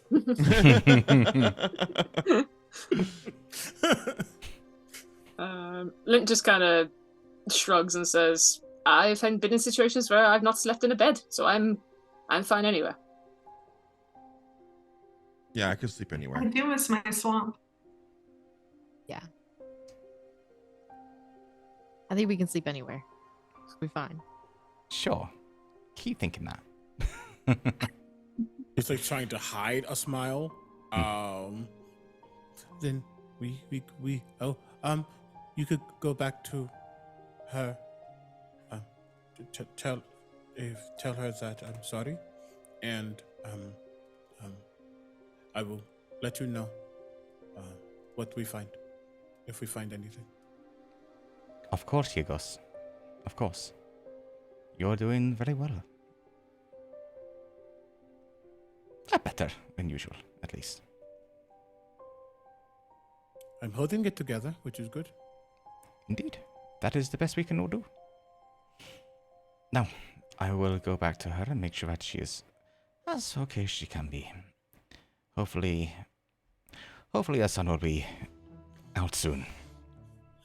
And Father Lucian will stand up and, here's your gentleman. He will open the door for all of you to leave his room. And then he will go back to the lady. While you lot do what you need to do for your short rest. So, question is, who's going to go with Yegos? Yegos, even. I'll go with Diegos. Yep. Mhm. Yeah. Yep. Okay, so couple of things then actually. Before Wait, is Irina coming with us? is Irina? Yeah, Where's she Irina? going? You know what she might do? I think what she'll actually do is maybe while you're down there, might have a conversation with Father Lucian. Actually, I think that might be what Irina does. Okay, Just then. yeah. Then before we all leave her again, Davy's just gonna sort of go up to Irina and say, "Are you doing okay?" I am okay, dear. You have certainly proved yourselves very capable. You have helped out in that orphanage as much as you possibly could. It actually made me feel a bit better about being with you lots. When you left me on the lake, that made me a bit wary of my choices. But since then, you have proven yourself at least. Well, you're a friend and we're here to protect you. I do And if appreciate you that. need the bones to be safe, then we'll get them for you. That would be wonderful, Davy. Thank you. And she has this, like... Irina is a gorgeous woman. And the smile that she gives you is... I believe that would be the very first time she's actually smiled in front of all of you. And it's almost like you are immediately, like, charmed by her. In this just... There's just this weird aura about her of... There's something more to her in this smile. You got good insight. I'm giving you that. So, I will be with Father Lucian. Any more information I can get from him would be wonderful, and hopefully it will help you. But, I don't know how space is with Yegos' place, so I don't want to get too crowded. I can see that he is a little bit uncomfortable around people, so let's ease him into it. And she'll just, like, nod, and then walk over to Father Lucian as well. You said to roll an insight, right? No. I'm saying because you're passive insight, more than anything. Because passive insight and all that kind of stuff doesn't get used enough, and I just want to give you that a little bit. Then before she leaves, Davy will sort of nod and take her hand and use Druidcraft to create a little bracelet of flowers around her wrist. You see her sort of just hold it and caress it a little bit. This is beautiful. Thank you. And then she'll go. Let's quickly hand this bit over to Yegos, if that is okay with you. Because in the end, this is Yegos' space. And I do actually want to ask something here, Yegos. You've opened yourself up to what kind of are still strangers. Yes. Maybe this is the first time you've really opened up to at least a group. Individually, you would open up, slowly. You gain that trust. But the fact that you've opened up and that they've accepted to actually be with you and accompany you and spend time with you right now. What thoughts go through Yegos' head as this happens? Because I just want to... I think that's really interesting from my point of view at least. Like, what would be going through his head? At this moment, there's definitely a level of... At its base core is hope.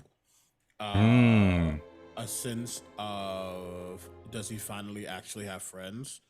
Are they friends? Are they using him? He doesn't feel that way just yet, but he never knows. There's a level of, there's a lot of apprehension still, because they don't know everything.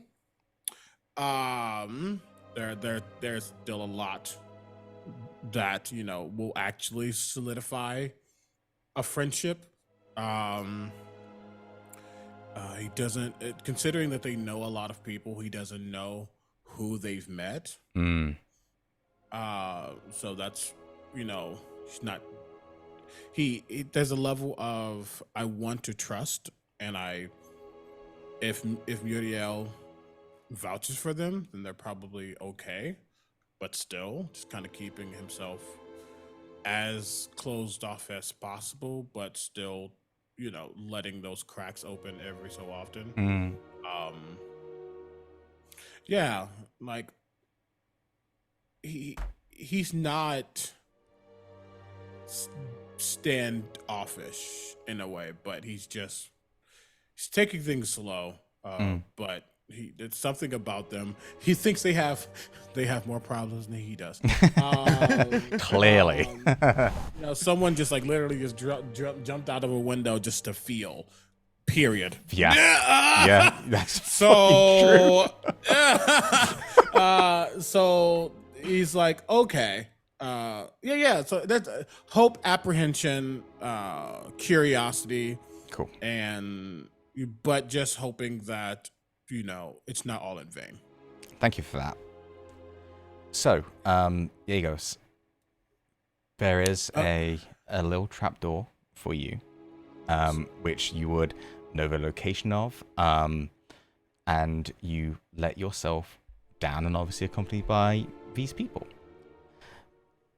Yeah, please, you take over. Yeah, as you go down the trapdoor, it's like a little small rickety ladder. And it's a ladder, but it's almost like a very steep staircase, because this is a cellar.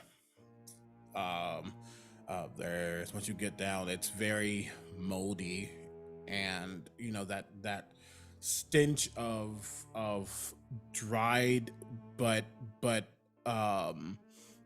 decrepit, decaying wood from barrels with whatever could be inside, boxes and things. There's some grass piles or like hay piles or whatever type of weird plant this is. In certain spots, the floor isn't completely stone or whatever it might be. There's patches of it that are just flat out just ground, with some weeds coming out of it. No windows because it's a cellar. There is a makeshift bed made out of folded pieces of fabric. A slightly bigger pile that seems to be a pillow of some sort. There's no light, as I said, no candles. There are different shelves that have like random things you might see in a church, like supplies and things. Yeah. It's not that big, but it's not like a hotel room. It's slightly bigger than that, but it's not huge at all. But you would notice as he gets down, all of the rats come out of his what's this called? His mantle. Mantle, yeah. And it's hundreds of them. And they all just kind of just go off and do their own thing. That's where you see two just like set up a small table, start playing spades. Like that's the type of vibe that you're getting. They're just kind of like, this is their home. They're going home. Like a very dark Disney-ish kind of vibe. Yeah. Actually, what you see, which is probably the strangest part, you kind of see a couple like getting like a circle in a way. And like 4 like volunteer themselves. Then the 4 go to the corners and suddenly begin to float off the ground and just start to glow as he casts dancing lights. Yeah. And they become the lights of the room. Oh, that's so cool. That's amazing. That's so cool. Wow. I love it. But it's like, it's your turn. They're like, no! Yeah. You see one Your turn light. to be the ceiling light. One of the lights is slightly lower because one of the rats just can't be bothered. So, You know, when SpongeBob is hanging on when he's doing Oh yeah, the performance. winch. yeah. Just very much like that. That's so cool. But he will go over to a spot and then like look over, and then suddenly he'll go to a couple of boxes, and as it does, his rats just automatically start piling on with him, and he'll like grab out some other blankets and other sheets and things and go, you can, that corner isn't spoken for, and that corner also isn't spoken for, though actually, and he'll like whistle, and a couple of the rats will like start picking up some of the stuff that's over there, and they're moving out the way. Now it's clean. You just make yourself at well, as comfortable as you can be. Thank you. But- Yes. It's a very nice Very place we've got appreciate here. it. It's very dry. Do you need it to be wet? I'm sorry. We don't swim. You do see That's okay. one of the rats does cock a leg, and a little bit of pee comes out just to. Oh, 100%. Rain is used to sleeping on like wet, splintery wood. True. So Rain just is like, this place is kind of awesome, and just lays flat on the ground in one corner like a corpse. Yeah, actually, for you, Rain, especially like from the bottom of the floor to the ceiling, it is very like close, and yeah, I think that does give you that little bit of nostalgic feeling, if you would, obviously. I think that's Yeah, I think Rain would look at this and be like, okay, this is not like it's like a little bit of a comfort, reminds of home. So, you lot, unless you want to do a little bit more roleplay, we can skip past. What are we saying, you lot? How many hours? Rest. Short rest? Are you sure? We said 2 hours, And I just right? sent you a message as well, sorry. Yeah, absolutely. Maximum said- 2 hours. Yeah, I would say that Lint, seeing that Rain has got themselves comfortable, because a short rest is not necessarily just like asleep, is just gonna Got go you, CB. to where the corner is, and then just lie flat with his back across the way, because he kind of gets like comfortable in the way that he shrugs in into his coat that kind of indicates that he's used to falling asleep sitting up. Yeah. And he just kind of relaxes a little bit. Yeah, and something to bear in mind with all of you as well with short rests, you don't technically need to like sleep for a short rest to count. It's purely just at least an hour of just very low effort activity. It could literally Lint is going to actually attempt to sleep because he's going to do arcane recovery to get some that's fine. spells back. I like that. Yeah, I'm Slow cool with that. spells. If we don't have to necessarily sleep, I think one thing Rain would do is like kind of,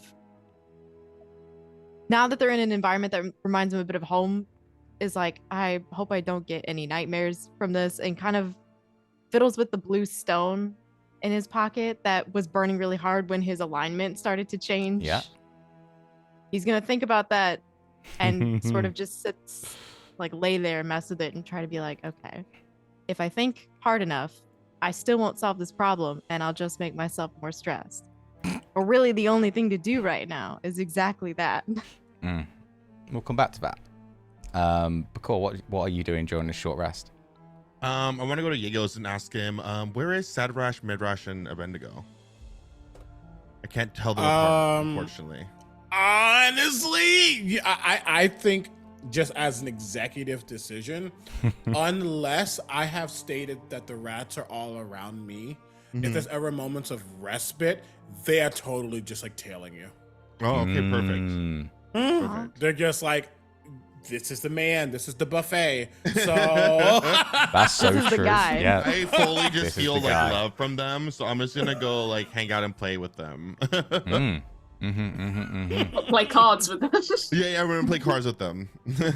and I should note that like Shadrach, Meshach 100% is just like willing to play and stuff, and Benny is too, but Benny always has the ulterior motive of looking for where the food is coming from. Yep. I love it. I'll take it. I feel useful, so I'll take it. It's like my dog when Milo's trying to eat some light food now. He just stares at the floor and just waits for something to drop, and he's on it. 100%. No, Benny's like the one that's like crawling over, and while Shadrach and Meshach are clearly like playing in the feathers, Benny's like just looking in the feather, like it's not here. Okay, keep going. Not here either. Crap. I just go through them. It's like, once I have a long rest, little ones, I'll make you guys some more. Yeah. Your boy is tired. You lot are going to learn about the adventuring day in D&D. Right? I will say that you all notice that Yegos will like be laying down, and there's a level of him trying to close his eyes and at least rest, because again he got hurt. And a bunch of the rats literally kind of form his blanket. They just kind of just cover over him and just like, like, okay, this is kind of creepy. Have you ever seen videos of ants when they're attacked by hornets and the ants suddenly just like, swarm them and they start to overheat? It's not that they're trying to hurt him, but they're doing that overheating to like actually give him some warmth. That's so cool though. It is kind of terrifyingly cool. It's An like, electric blanket, pretty good. CB, sorry, I will literally come to you right after this. No worries. CB, just real quick, regarding what you messaged, do you want to volunteer a role or not? In regards to the thing. In those moments, it's not voluntary. Totally fine. Davey, what are you doing? Davey's gonna probably sit in a corner and take off the cloak that is over their arm and sort of go over the bit of her arm that was like the chunk that was taken off from the demon that they fought, where she lost all of those mushrooms. Yep. And she's just gonna sort of look at it and sort of try to druid craft, but you see that like if she tries to like grows mushroom out of that, and the mushrooms just sort of die slowly. For Yegos, who hasn't seen this yet, Davey's entire arm is just covered from fingers all the way up to almost her shoulder in all sorts of spores and mushrooms of different glowing colors. Yeah, but you can see like skin peeled back and bone and like bits of rotting skin. Wow. So, everyone, go on to D&D Beyond and hit short rest for me, please. Hey, Yay! Much needed. Roll some hit die. Yes. Roll some hit dice. Does everyone remember the mechanic for short rest with hit dice and all that? Yeah, are we good? Rain, remember you get your warlock spell back because it returns on the short rest. The saddest thing is if they continue with the update to warlock, don't get that anymore. You will still, because warlock should be warlocks in the end. Okay, Yegos. In this short rest, as you are covered in your rat friends, and your body, even though it's always been holding on, could you, pretty please, roll me? Let me find you. Where's my notes for Yegos? Yeah. So you do just so I'm just want to make sure I'm doing this correct for you, CB. You do not want to roll a saving throw. You just want to roll whatever happens if you would have failed it. Is that correct in my assumption? There's a yes and you can decide. Ooh. You know Again, what? it's the one time that's like that she doesn't know. Yeah. You're just in that full relaxation. You know what's really fucking cool about this? Nothing's revealed because the rats are covering you. I mean, I'll let you decide that. So, roll me a d6, pretty please. Oh, God. What the fuck is happening? What's going on? What's 4. happening? A 4. Okay. I swear We're gonna God. find out. Okay. So, after this short rest that you all gain, you all just either wake up or find yourself in this space. Rain, during that short rest, when you were focusing, nothing happened apart from one thing, and that is the sound of waves crashing around you. That sinking feeling that you had in Death House kind of returns in this moment. As you're just sinking in. Yeah, please. As you wake up, recover, get your hit dice, the short rest is finished. And for time's sake, we will say that after this, you leave the church. This time right now, you're talking 5-6. Because you were doing a lot of role play and talking, all that kind of stuff. So you are talking, it is getting close to darkness right here. We will pick this up after the break, where you will be, I'm assuming, at Henrik's shop. Is that correct? Mm-hmm. All right, we'll do that. There's an obstacle in the way. We players need a short rest. Yo, listen, I'm doing the adventuring day. If you blow your load in the morning on the first battle, that's up to you, yacht.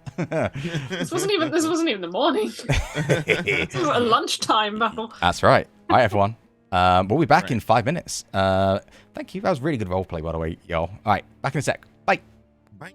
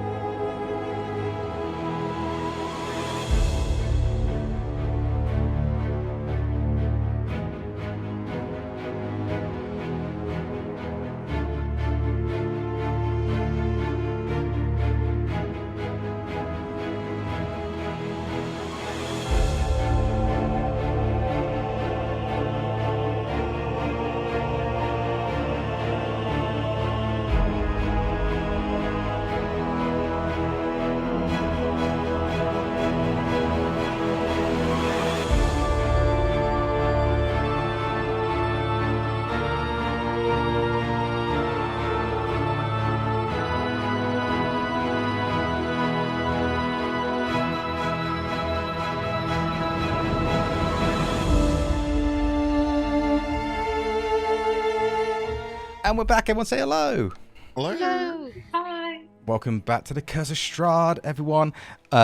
We are starting this part of the session, basically fast-forwarded from the short rest. Something happened to Yegos. Don't worry about it. And we are finding ourselves at Henrik's workshop. Now, when you arrive at this workshop, you see that it is quite run down. Oh, is there anything you want to say, CB? Sorry, I saw your hands Yes. going. Please. Sorry. No. Once they get up. Oh, please, yeah, go. That's very important, actually. And, no worries. Once they get up and just begin to start moving slightly, there's going to be like wide eyes for a moment. Hand is going to move up to his neck, and then almost wordlessly, an F ton of rats comes over and completely covers his neck. Okay, cool. Good. Good to know. And they stay there the entire time. That's cool. Yeah. Thank you. Apologies for skipping past that. Because we did it off stream. I'm like, oh shit, yeah. But yeah. So with that being said, and Yegos has a rat scarf going on, you are at Henrik's workshop. And this workshop is very much not run down, but the outside of it's kind of not looked after. It comes across very uninviting.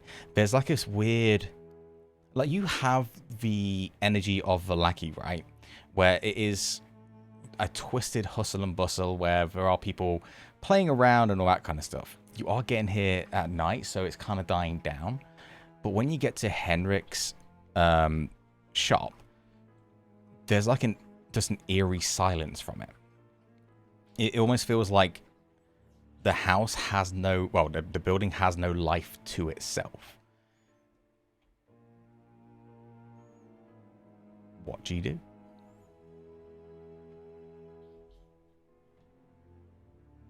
Looking through a window? Okay, so as you go up to the windows, you notice that, and it takes you a bit of time just to go around it. All of the windows are shut and boarded, if you would.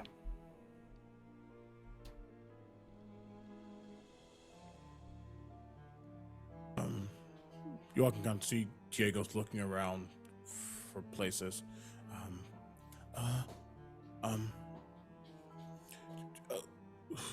Sorry, and it's all boarded up because it's closed, or is it closed for the night, or is it closed for good type of boarding up?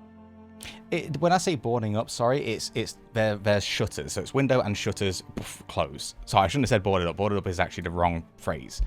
But yeah, everything looks like it's closed for business at this time. Did we knock? I've never known you to knock. That's very true. Usually Should you I just blow blow away the door the down. door? I mean, if you want to do it. Hang on. We don't want Sorry, to piss, I'm getting ahead of myself. I we apologize. don't want to piss him off immediately. I think door taken off the hinges will come in time. I think maybe we should find a way to sneak in more discreetly. Okay. We did want to see you turn to that rat earlier. You could find a way to sneak in and get the way to open the door for us. Or open the window. Okay. Brace and yourself Davey- for this, by the way. Davey will use one of their wild shapes in order to just sort of shrink down into a tiny little rat with these tiny little mushrooms growing out of one of its paws. Otherwise, it looks basically exactly like one of Jagus's rats. You're gonna see a couple of rats definitely like get very intrigued. Some will start to follow, but then Priyet will stop them, and like you'll even see Priyet look up at Yegos's neck and like do that, and they'll all pause and go back up. And my Priyet can follow you as well. the little Davy rat will sort of sniff Priet and play with her a little bit, and then go dart towards the shutters. All right. You come to the shutters, and the shutters are pretty much all completely shut, and there's no way to get in with the window shutters themselves. But I would like you both to roll investigation checks. One obviously as you, Davy, and one as Priet. I should have thought about that in advance. That's a 5. Yee. Dirty 20. Okay. You notice it takes you a bit of time. You look at the front door, and there's not many ways to get in through the front door. Regarding the windows, same kind of thing. Very shut tight. Very much has purpose to keeping people out. Let me double check something. Just want to make sure. Yeah, excellent. But you do see on the right side of the building, there is a door. You don't know if it's locked because you don't know how to test it at that point. But there is a very small crack at the bottom of it, just enough for a rat to fit. And obviously, Priet could find Rat Davy, and then Davy could obviously point them towards that direction if you want to. Mm-hmm. Yep, Davy will get Priet and then just slip right inside. Priet will follow. I'm assuming rats have dark vision, right? I'm assuming. I know Priet does. I don't know about normal rats. Oh yeah. They should do. They're nocturnal creatures. Yo, cats don't have it in Cats D&D. don't. Yeah, cats don't have it in Wow. D&D. Tabaxi do Why? not have dark vision. It's silly. They need to change that immediately. I would always flavor it that they do because that's That ridiculous. is bullshit. That's bullshit. Dark vision. A 30 rat feet. does have, yes. Okay. So again, it is dimly lit. So you're going to be rolling at disadvantage with perception. What about the keen smell feature? So the rat has advantage on perception checks that rely on smell. For this particular room, it's sight. Right? I'm going to describe the room for you. I mean, I'll give you some smells, but it won't be the thing what's like, haha, this is here. So yeah. Tell me what you got, everyone. Sorry, we're doing what, sir? That's okay. I just, wow, it's the way I was like, yeah, I'm just here. So yeah, roll perception for Priet, please. Gotcha. I use my perception, right? If it's higher than the rats, yes, because Excellent. that's what you can do as a druid in wild shape. I rolled an 11 to 12, so a 19. Okay. Why are you guys? Gotcha. Da-da-da. And you said it's at disadvantage? Yes, dark vision in complete darkness is dim lit, which is actually disadvantage with perception checks. Oh, it's okay. I thought you said it was dim lit, not darkness. No, sorry. Because of the dark vision we're seeing it. Yeah, dimly lit. that's right. Yeah, I understand. That's why I was like, I got confused. My brain went, wait, why is it a disadvantage? I'm sorry. I get you. You got it. Yeah. Oh, gross. With hymns, that is 6. Familiars. They always roll bad on perception checks, don't they? So, I'm going to be describing this through Davy's vision more than anything. Davy, you find yourself in an L-shaped room. And let's go with smell first. The first thing you sense is the smell of this room. It doesn't smell like decay as much as people might assume to start with. This smells like wood that has been completely dried out, carved as well. If you've ever gone like wood shop or anything like that, or anything where you're making things, out of wood. It smells like that more than anything. What tree it is? I'm not going to describe it. Pine. Let's just say that. Why not? Sawdust. Yeah, there is sawdust everywhere. Actually, no, there isn't in this room. It's relatively clean. But accompanying that smell are about 8, 9, 10 coffins of different sizes. Some with intricate details, you know, paid higher for. Some are just very bare bones, if you would. And it's all accompanied by just dead silence more than anything. Let's go into this a little bit. So yeah, that's what you see right now. Is there any way for us as rats to get into these coffins? Like any cracks of wood or cracks where the lid is next to the actual box or anything like that? Most of them are very much sealed shut. I feel like Henrik would have made sure they were shut at this point, but I will do this. Roll me just a quick d20. If it's above a 10, there'll be one what's slightly ajar, so you could go in if you want to. If it's below, then Henrik has closed all of them. 11. Okay, there is one that has just a slight lift and turned. You see that it is one of the basic ones. The basic ones, as you kind of enter, it is first off empty. These are just pre-made. But in here, it's basically just a wooden coffin. There's no like inlay or anything. Nothing like to provide comfort for the dead. This is just bare bones. You're dead. This is what you get. Go into the ground. Apart from that, pretty much all of the rest of them are sealed shut. There is a little bit of light coming through one of the doors, though. Because you have entered through the main door, but there's obviously doors leading to elsewhere.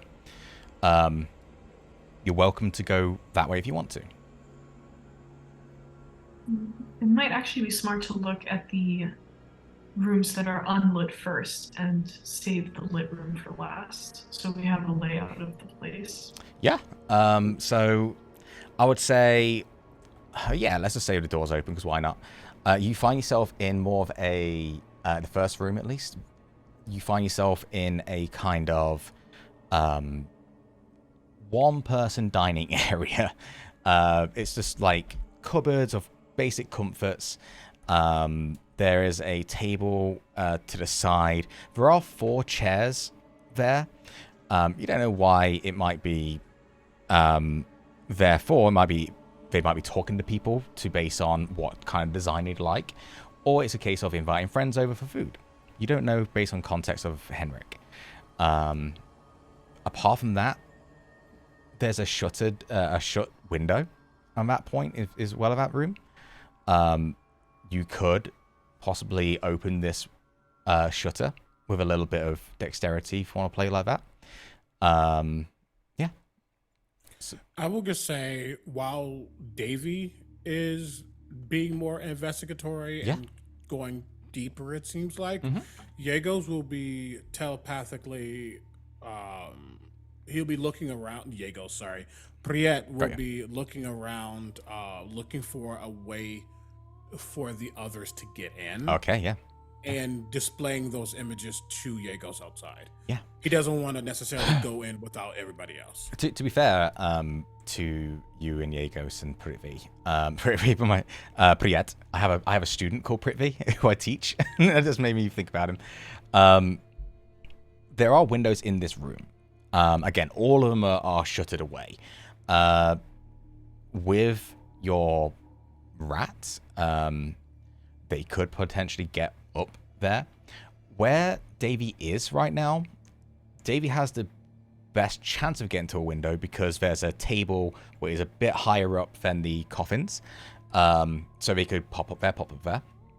But if you want Prithvi to make a quick athletics check, they can go on top as well. It's up to you. You can both create Maybe openings. Rat Davy would probably sort of pull your familiar to the more optimal window. Okay. What's up, Yegos? Oh no, Priya.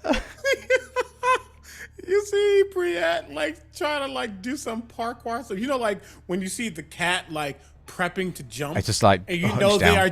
they are completely like looking at everything and just and just completely fail. Oh no. 3 on the die and -2. But as they jump, I think probably that's when Davey probably like catches and pulls him up. Amazing. It was a Rat Davy horrible runs in attempt. little circles as that happens. Amazing. So yeah, there is a window in this room that you can open if you want to. Yeah. Yeah, Davy will do that. All right. Roll me a quick dexterity check though, because you're a rat. It's going to take time to actually move around things and unhook and open. So we got to make sure we do something for it. Mm-hmm. Let's see. Is my dexterity better than a rat's dexterity? It is. Okay. That's only an 11.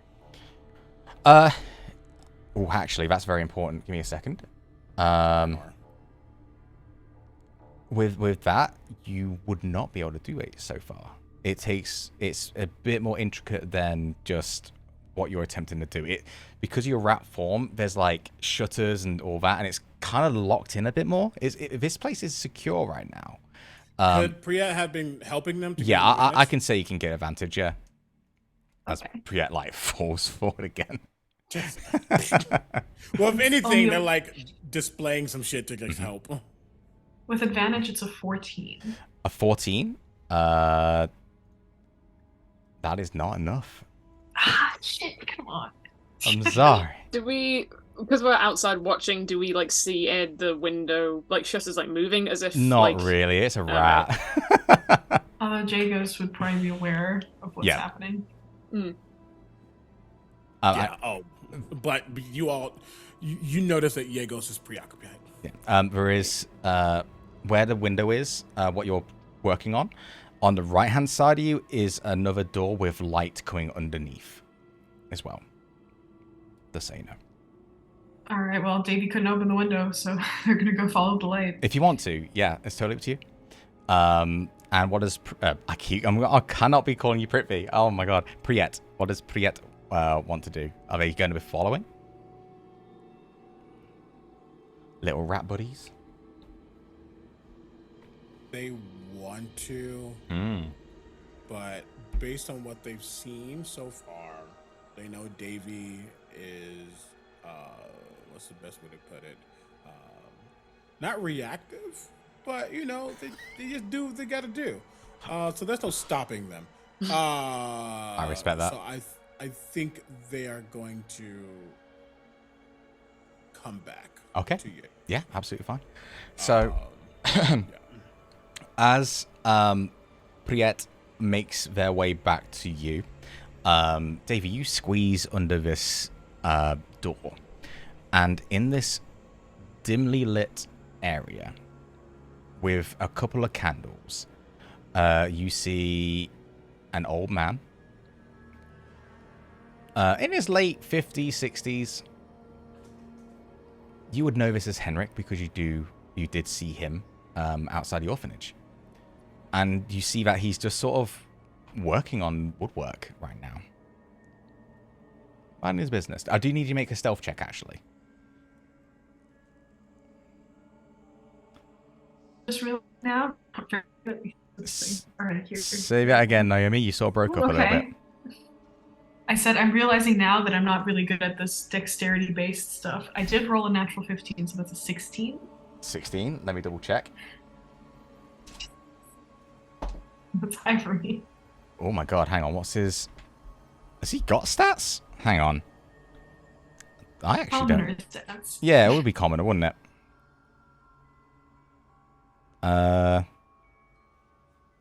I mean, commoner's commoner, right? What was your 16? Mm-hmm. He rolled a 15. Okay. So yeah, Henrik right now is just carving away at something. Kind of into it. No, this is his thing. Is there else interesting in the room? Is there other rooms that this room leads to, or? Say again, sorry.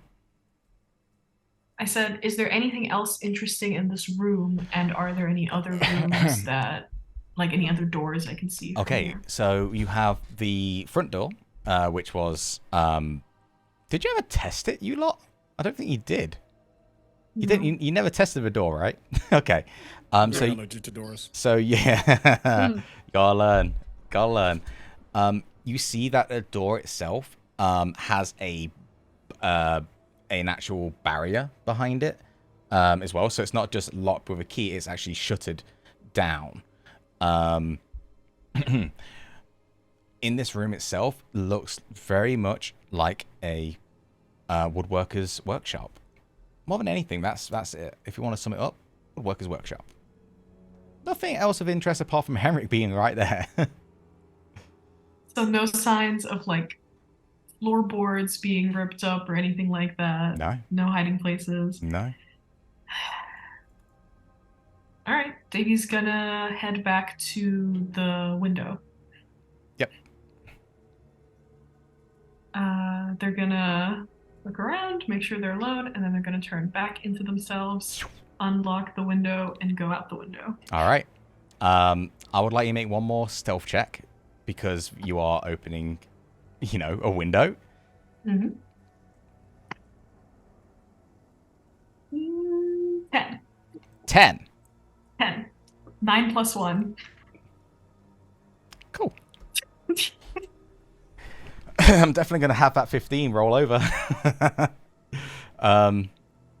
But for what you know, at least, you open the window. You have an entrance, everyone. You see Davy is back in their regular, still creepy sometimes form. Sort of just standing there at the window right now, I guess. Davy will walk up to her friends and say, "It looks like he's all alone, but I couldn't find the bones." Okay, we'll just have to go in and find them then. Mm-hmm. Davy's gonna activate their spores. That's a bad sign. Oh god. Oh no. Okay, cool. Good. Lint's not going in first.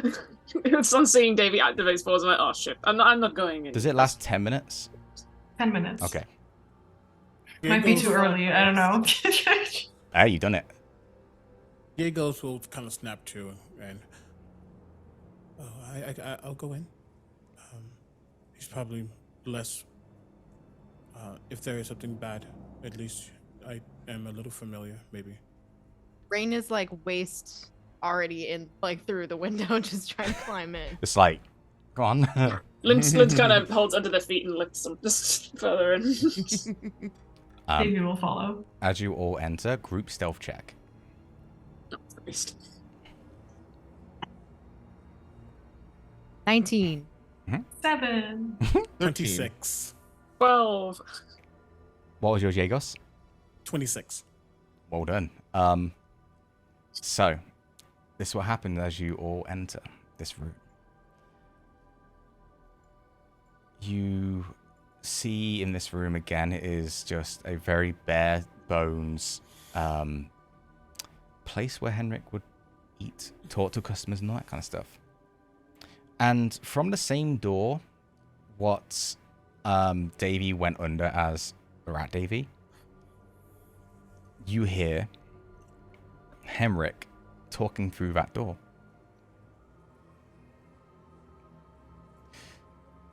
What are you doing here? Why are you here? Please? Who are you? Where are the bones? Oh my god. Census takers.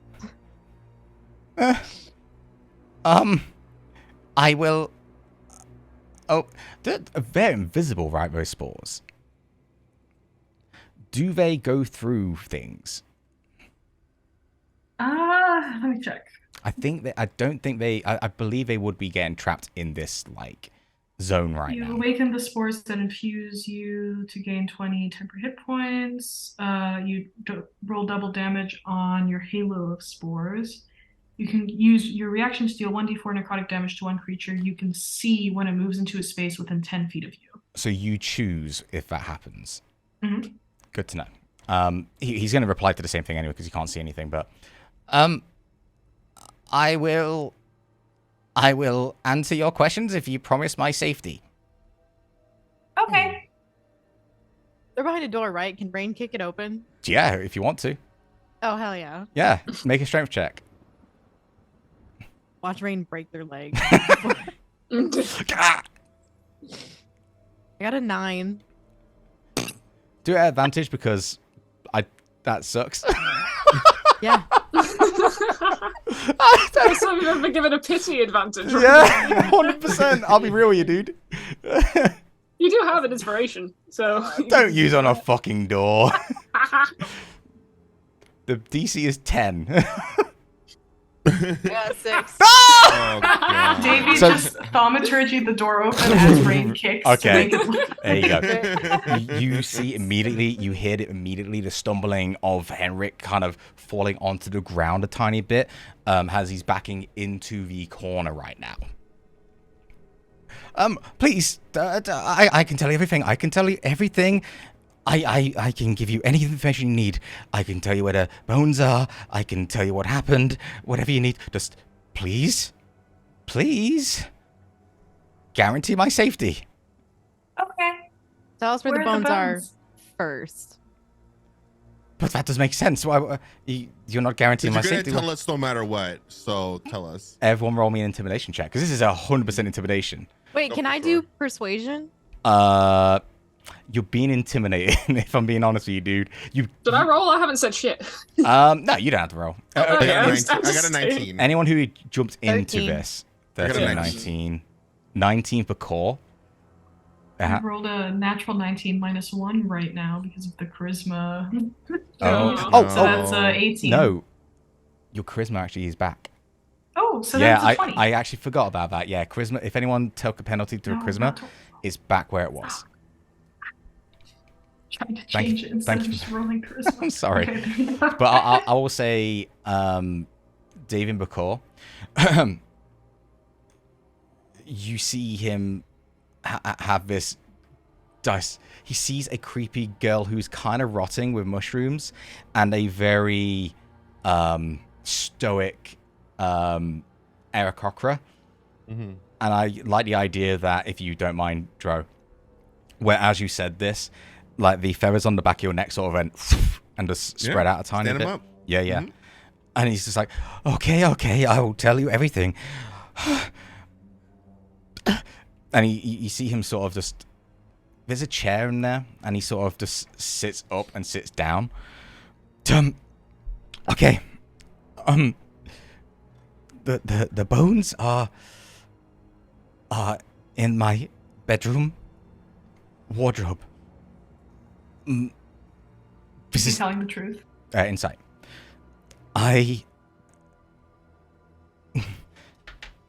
Okay. 23 on Can I insight. as well? Yeah. If anyone wants an insight, please do. I don't want to 23 on insight there. 23, And I rolled a 5 plus 5. So. Yeah, 19 for me. 19. Yegos Bacor. Under his pressure, he is very much telling the truth in this moment. It's very sporadic in his sentence right now, but you catch on. That's where it is. Before you go up, you'll need to understand my situation. I was forced to do this. A lady. She called herself Ludmilla. She is dark of skin, gold around her head and neck.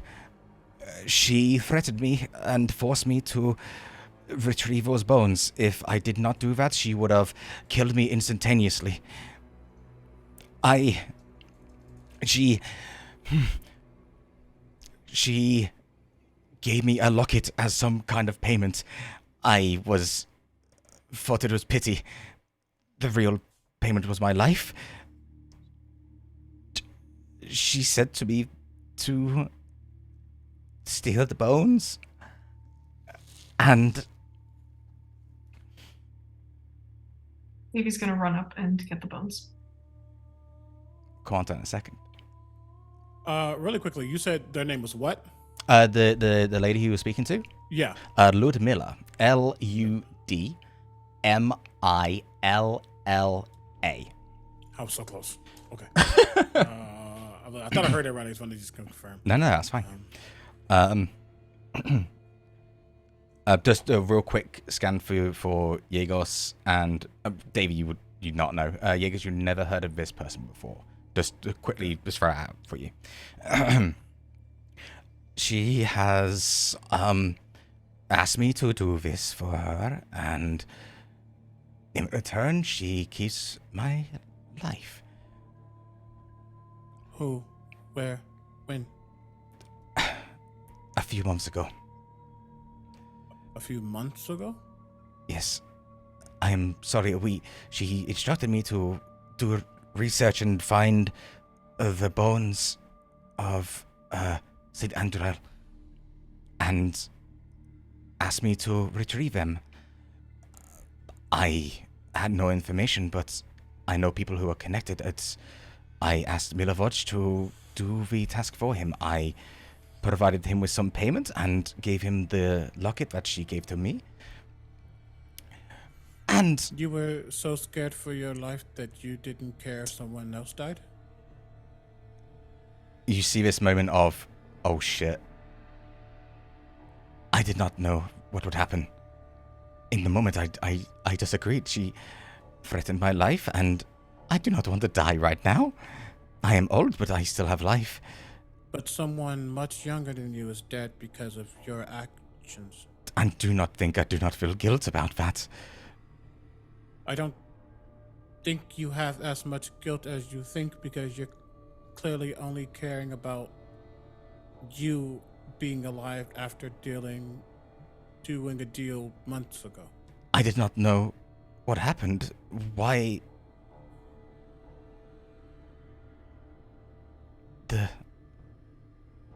I did not know anything. You only care about yourself. Of course not. The rats are slowly starting to touch him. Please, and he's like starting to crawl against the wall. I do need you in this moment, Yegos, to make a quick insight check.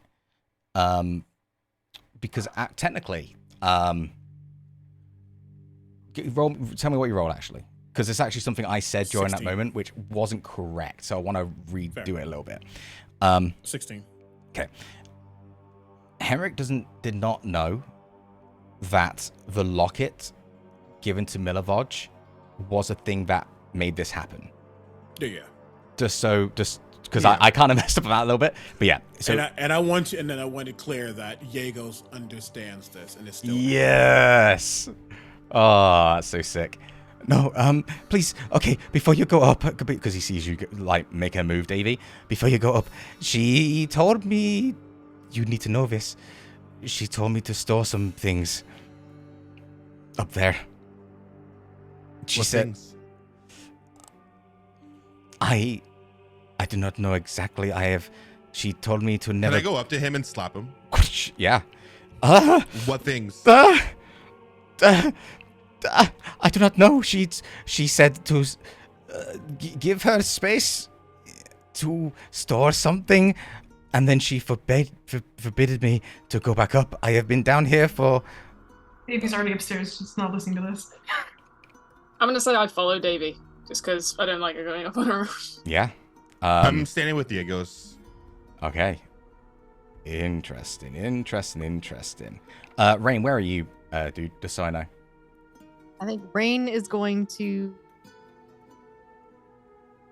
follow behind Davy and Lynn, but at a bit of a distance. Okay. So Davey, you lead this charge. You go back into the coffin room, and there was one other door that you did not open, which leads upstairs. As you're walking upstairs, Henrik looks at you two, Bakor and Yegos, as the fucking rat swarm starts to slowly approach. She's forbade me to go upstairs. That's all I know.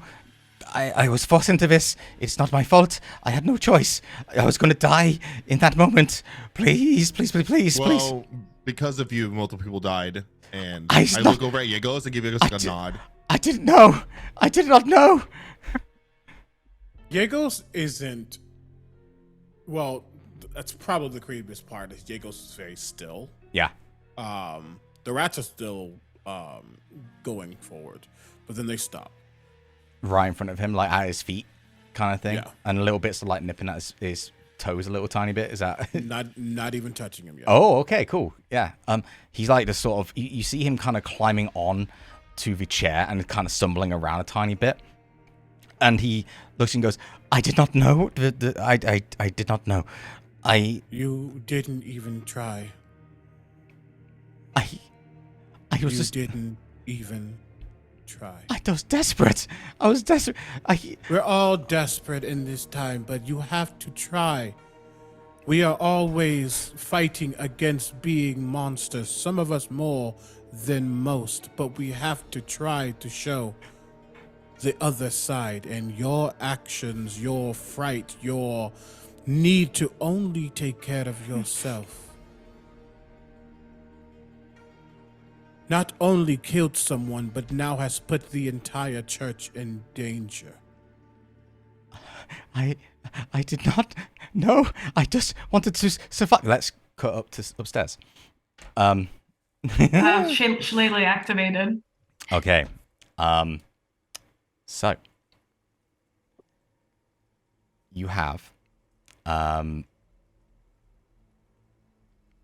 couple of things.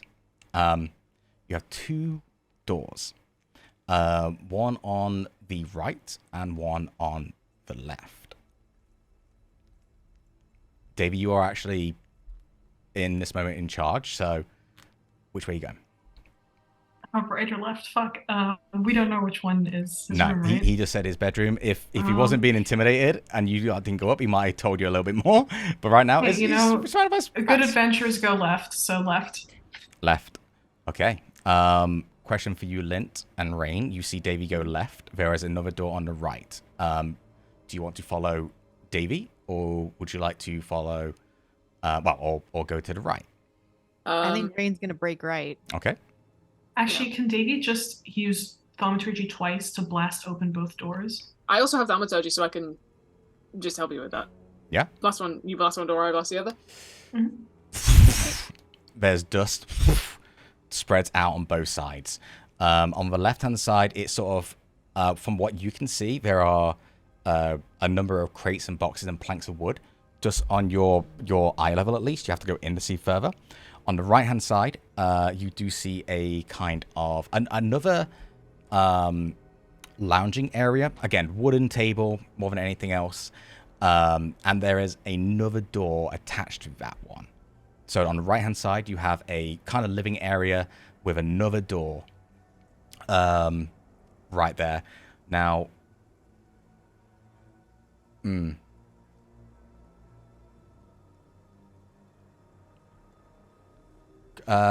you went right, yes? And Rain, you kind of followed right. So you broke it open. You looked through.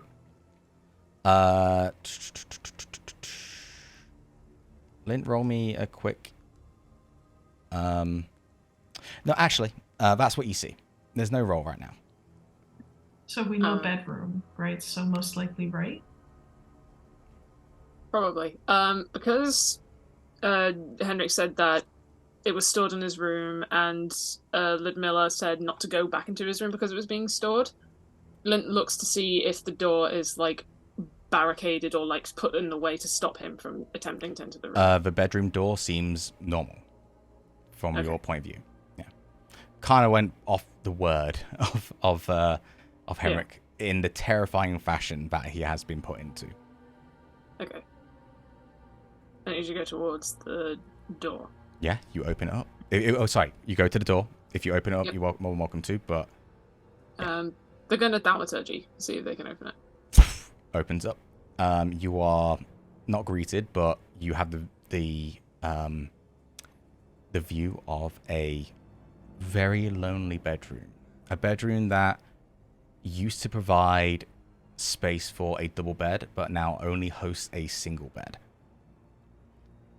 To the right-hand side, you see a wardrobe. Closed, of course. Rain's gonna go open it. Baby's followed in at this point. Shillelagh. Okay, so just so I know, so you are all in this bedroom, right? Is that No, established? Lent's going to stand in the doorway. Okay, so Baby's you. walking in. So we're gonna have Rain at the front. So you kind of slid by a little bit, Rain, if that's okay. Yeah. Okay. And you open the wardrobe. Okay. You open the wardrobe, and you see 2 sacks.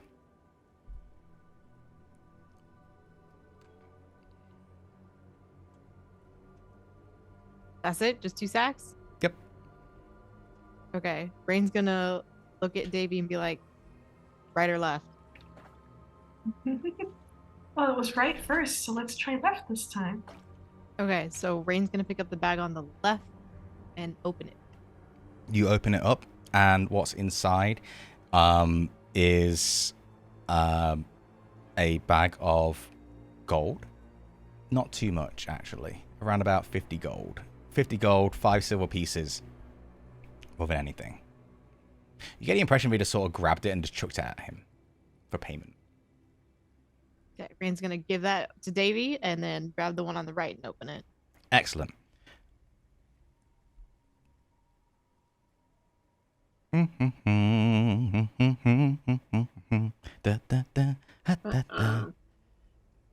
Let me double check something. Cool. And let me double check something. Okay, I need, yeah, you are there. The moment you pick up this bag, Rain, you open it and immediately you see bones. A bone, sorry. And from inside the wardrobe there's a flash of light. As a glyph bursts. And the entire room on all of you is covered in webs. I need you all to roll a dexterity saving throw, please. That is what the poll was for on Twitter. I got a 10. 10. Fail. 14. Fail. 17. Succeed. In this moment, Rain, Lint, the webs cover the floor and your feet are stuck to the ground. You are currently restrained. Davy, give me a second. Yeah, I know you're fine, but I'm just double checking a couple of things there.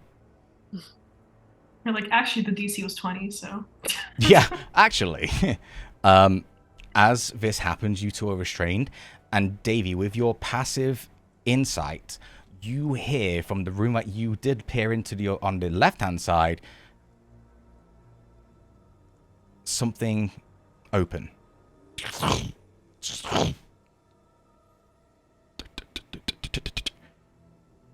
And we'll pick that up next week. Ah! Yes. You're always doing this. Hey, it's past. I actually finished on time, in a sense. Well, at least the original time. Yo, I want... Not bad to leave us on cliffhangers. Mm-hmm. I'll give you the layout, actually, as well, because now I can show you a little bit. Boop, boop. You can check on Roll20. Yeah, that is where you're at. Whatever happens, you will find out next session. But yeah, there was a glyph of warding inside the wardrobe with the web spell. inside. And at the moment that happened, actually, Lynn, roll me a Arcana check. I do this all the time. I finish a session, then I ask something else. I did quickly make me an Arcana check in this quick flash of a moment. All right. You did 24. There are 2 glyphs of warden in there. Shit. There's 2 glyphs. So we activated one of them. No, you activated both. Ah, okay. One was a flash for the web. One was not really a flash. It was a secret-ish one, but you rolled really well. Oh, great. For something else. No. But yeah, that's it, y'all. We'll find out what was stored in Henrik's workshop, because I don't know how Henrik's going to do now next week. But good job, you lot. Well done. Very good. We'll see where it goes. You technically got the bones, but now you got to get out. We'll see how it goes next week, everyone. So thank you, everyone, for watching. Thank you for anyone who came in. Thank you for the raid as well. If you want to catch up with the VODs, this is the first time you check this session and you want to catch up, go on my YouTube channel. I've got them all up there as well. And this was session 13. And I don't think you're that unlucky, actually. So I think you're all right. But we'll see what happens on session 14 next week. Anything else I need to say? Oh, yeah. Make sure you use the command Pally so that you can send a tip to Lint and Common for the amazing character art and amazing overlay as well. And what else do I need to say? Thank you, players, for being wonderful, as always. I really appreciate it. Really fun. You guys are vibing together so well in such a creepy fashion now, which I'm really appreciating. And yeah, I'm looking forward to the next session. See what happens.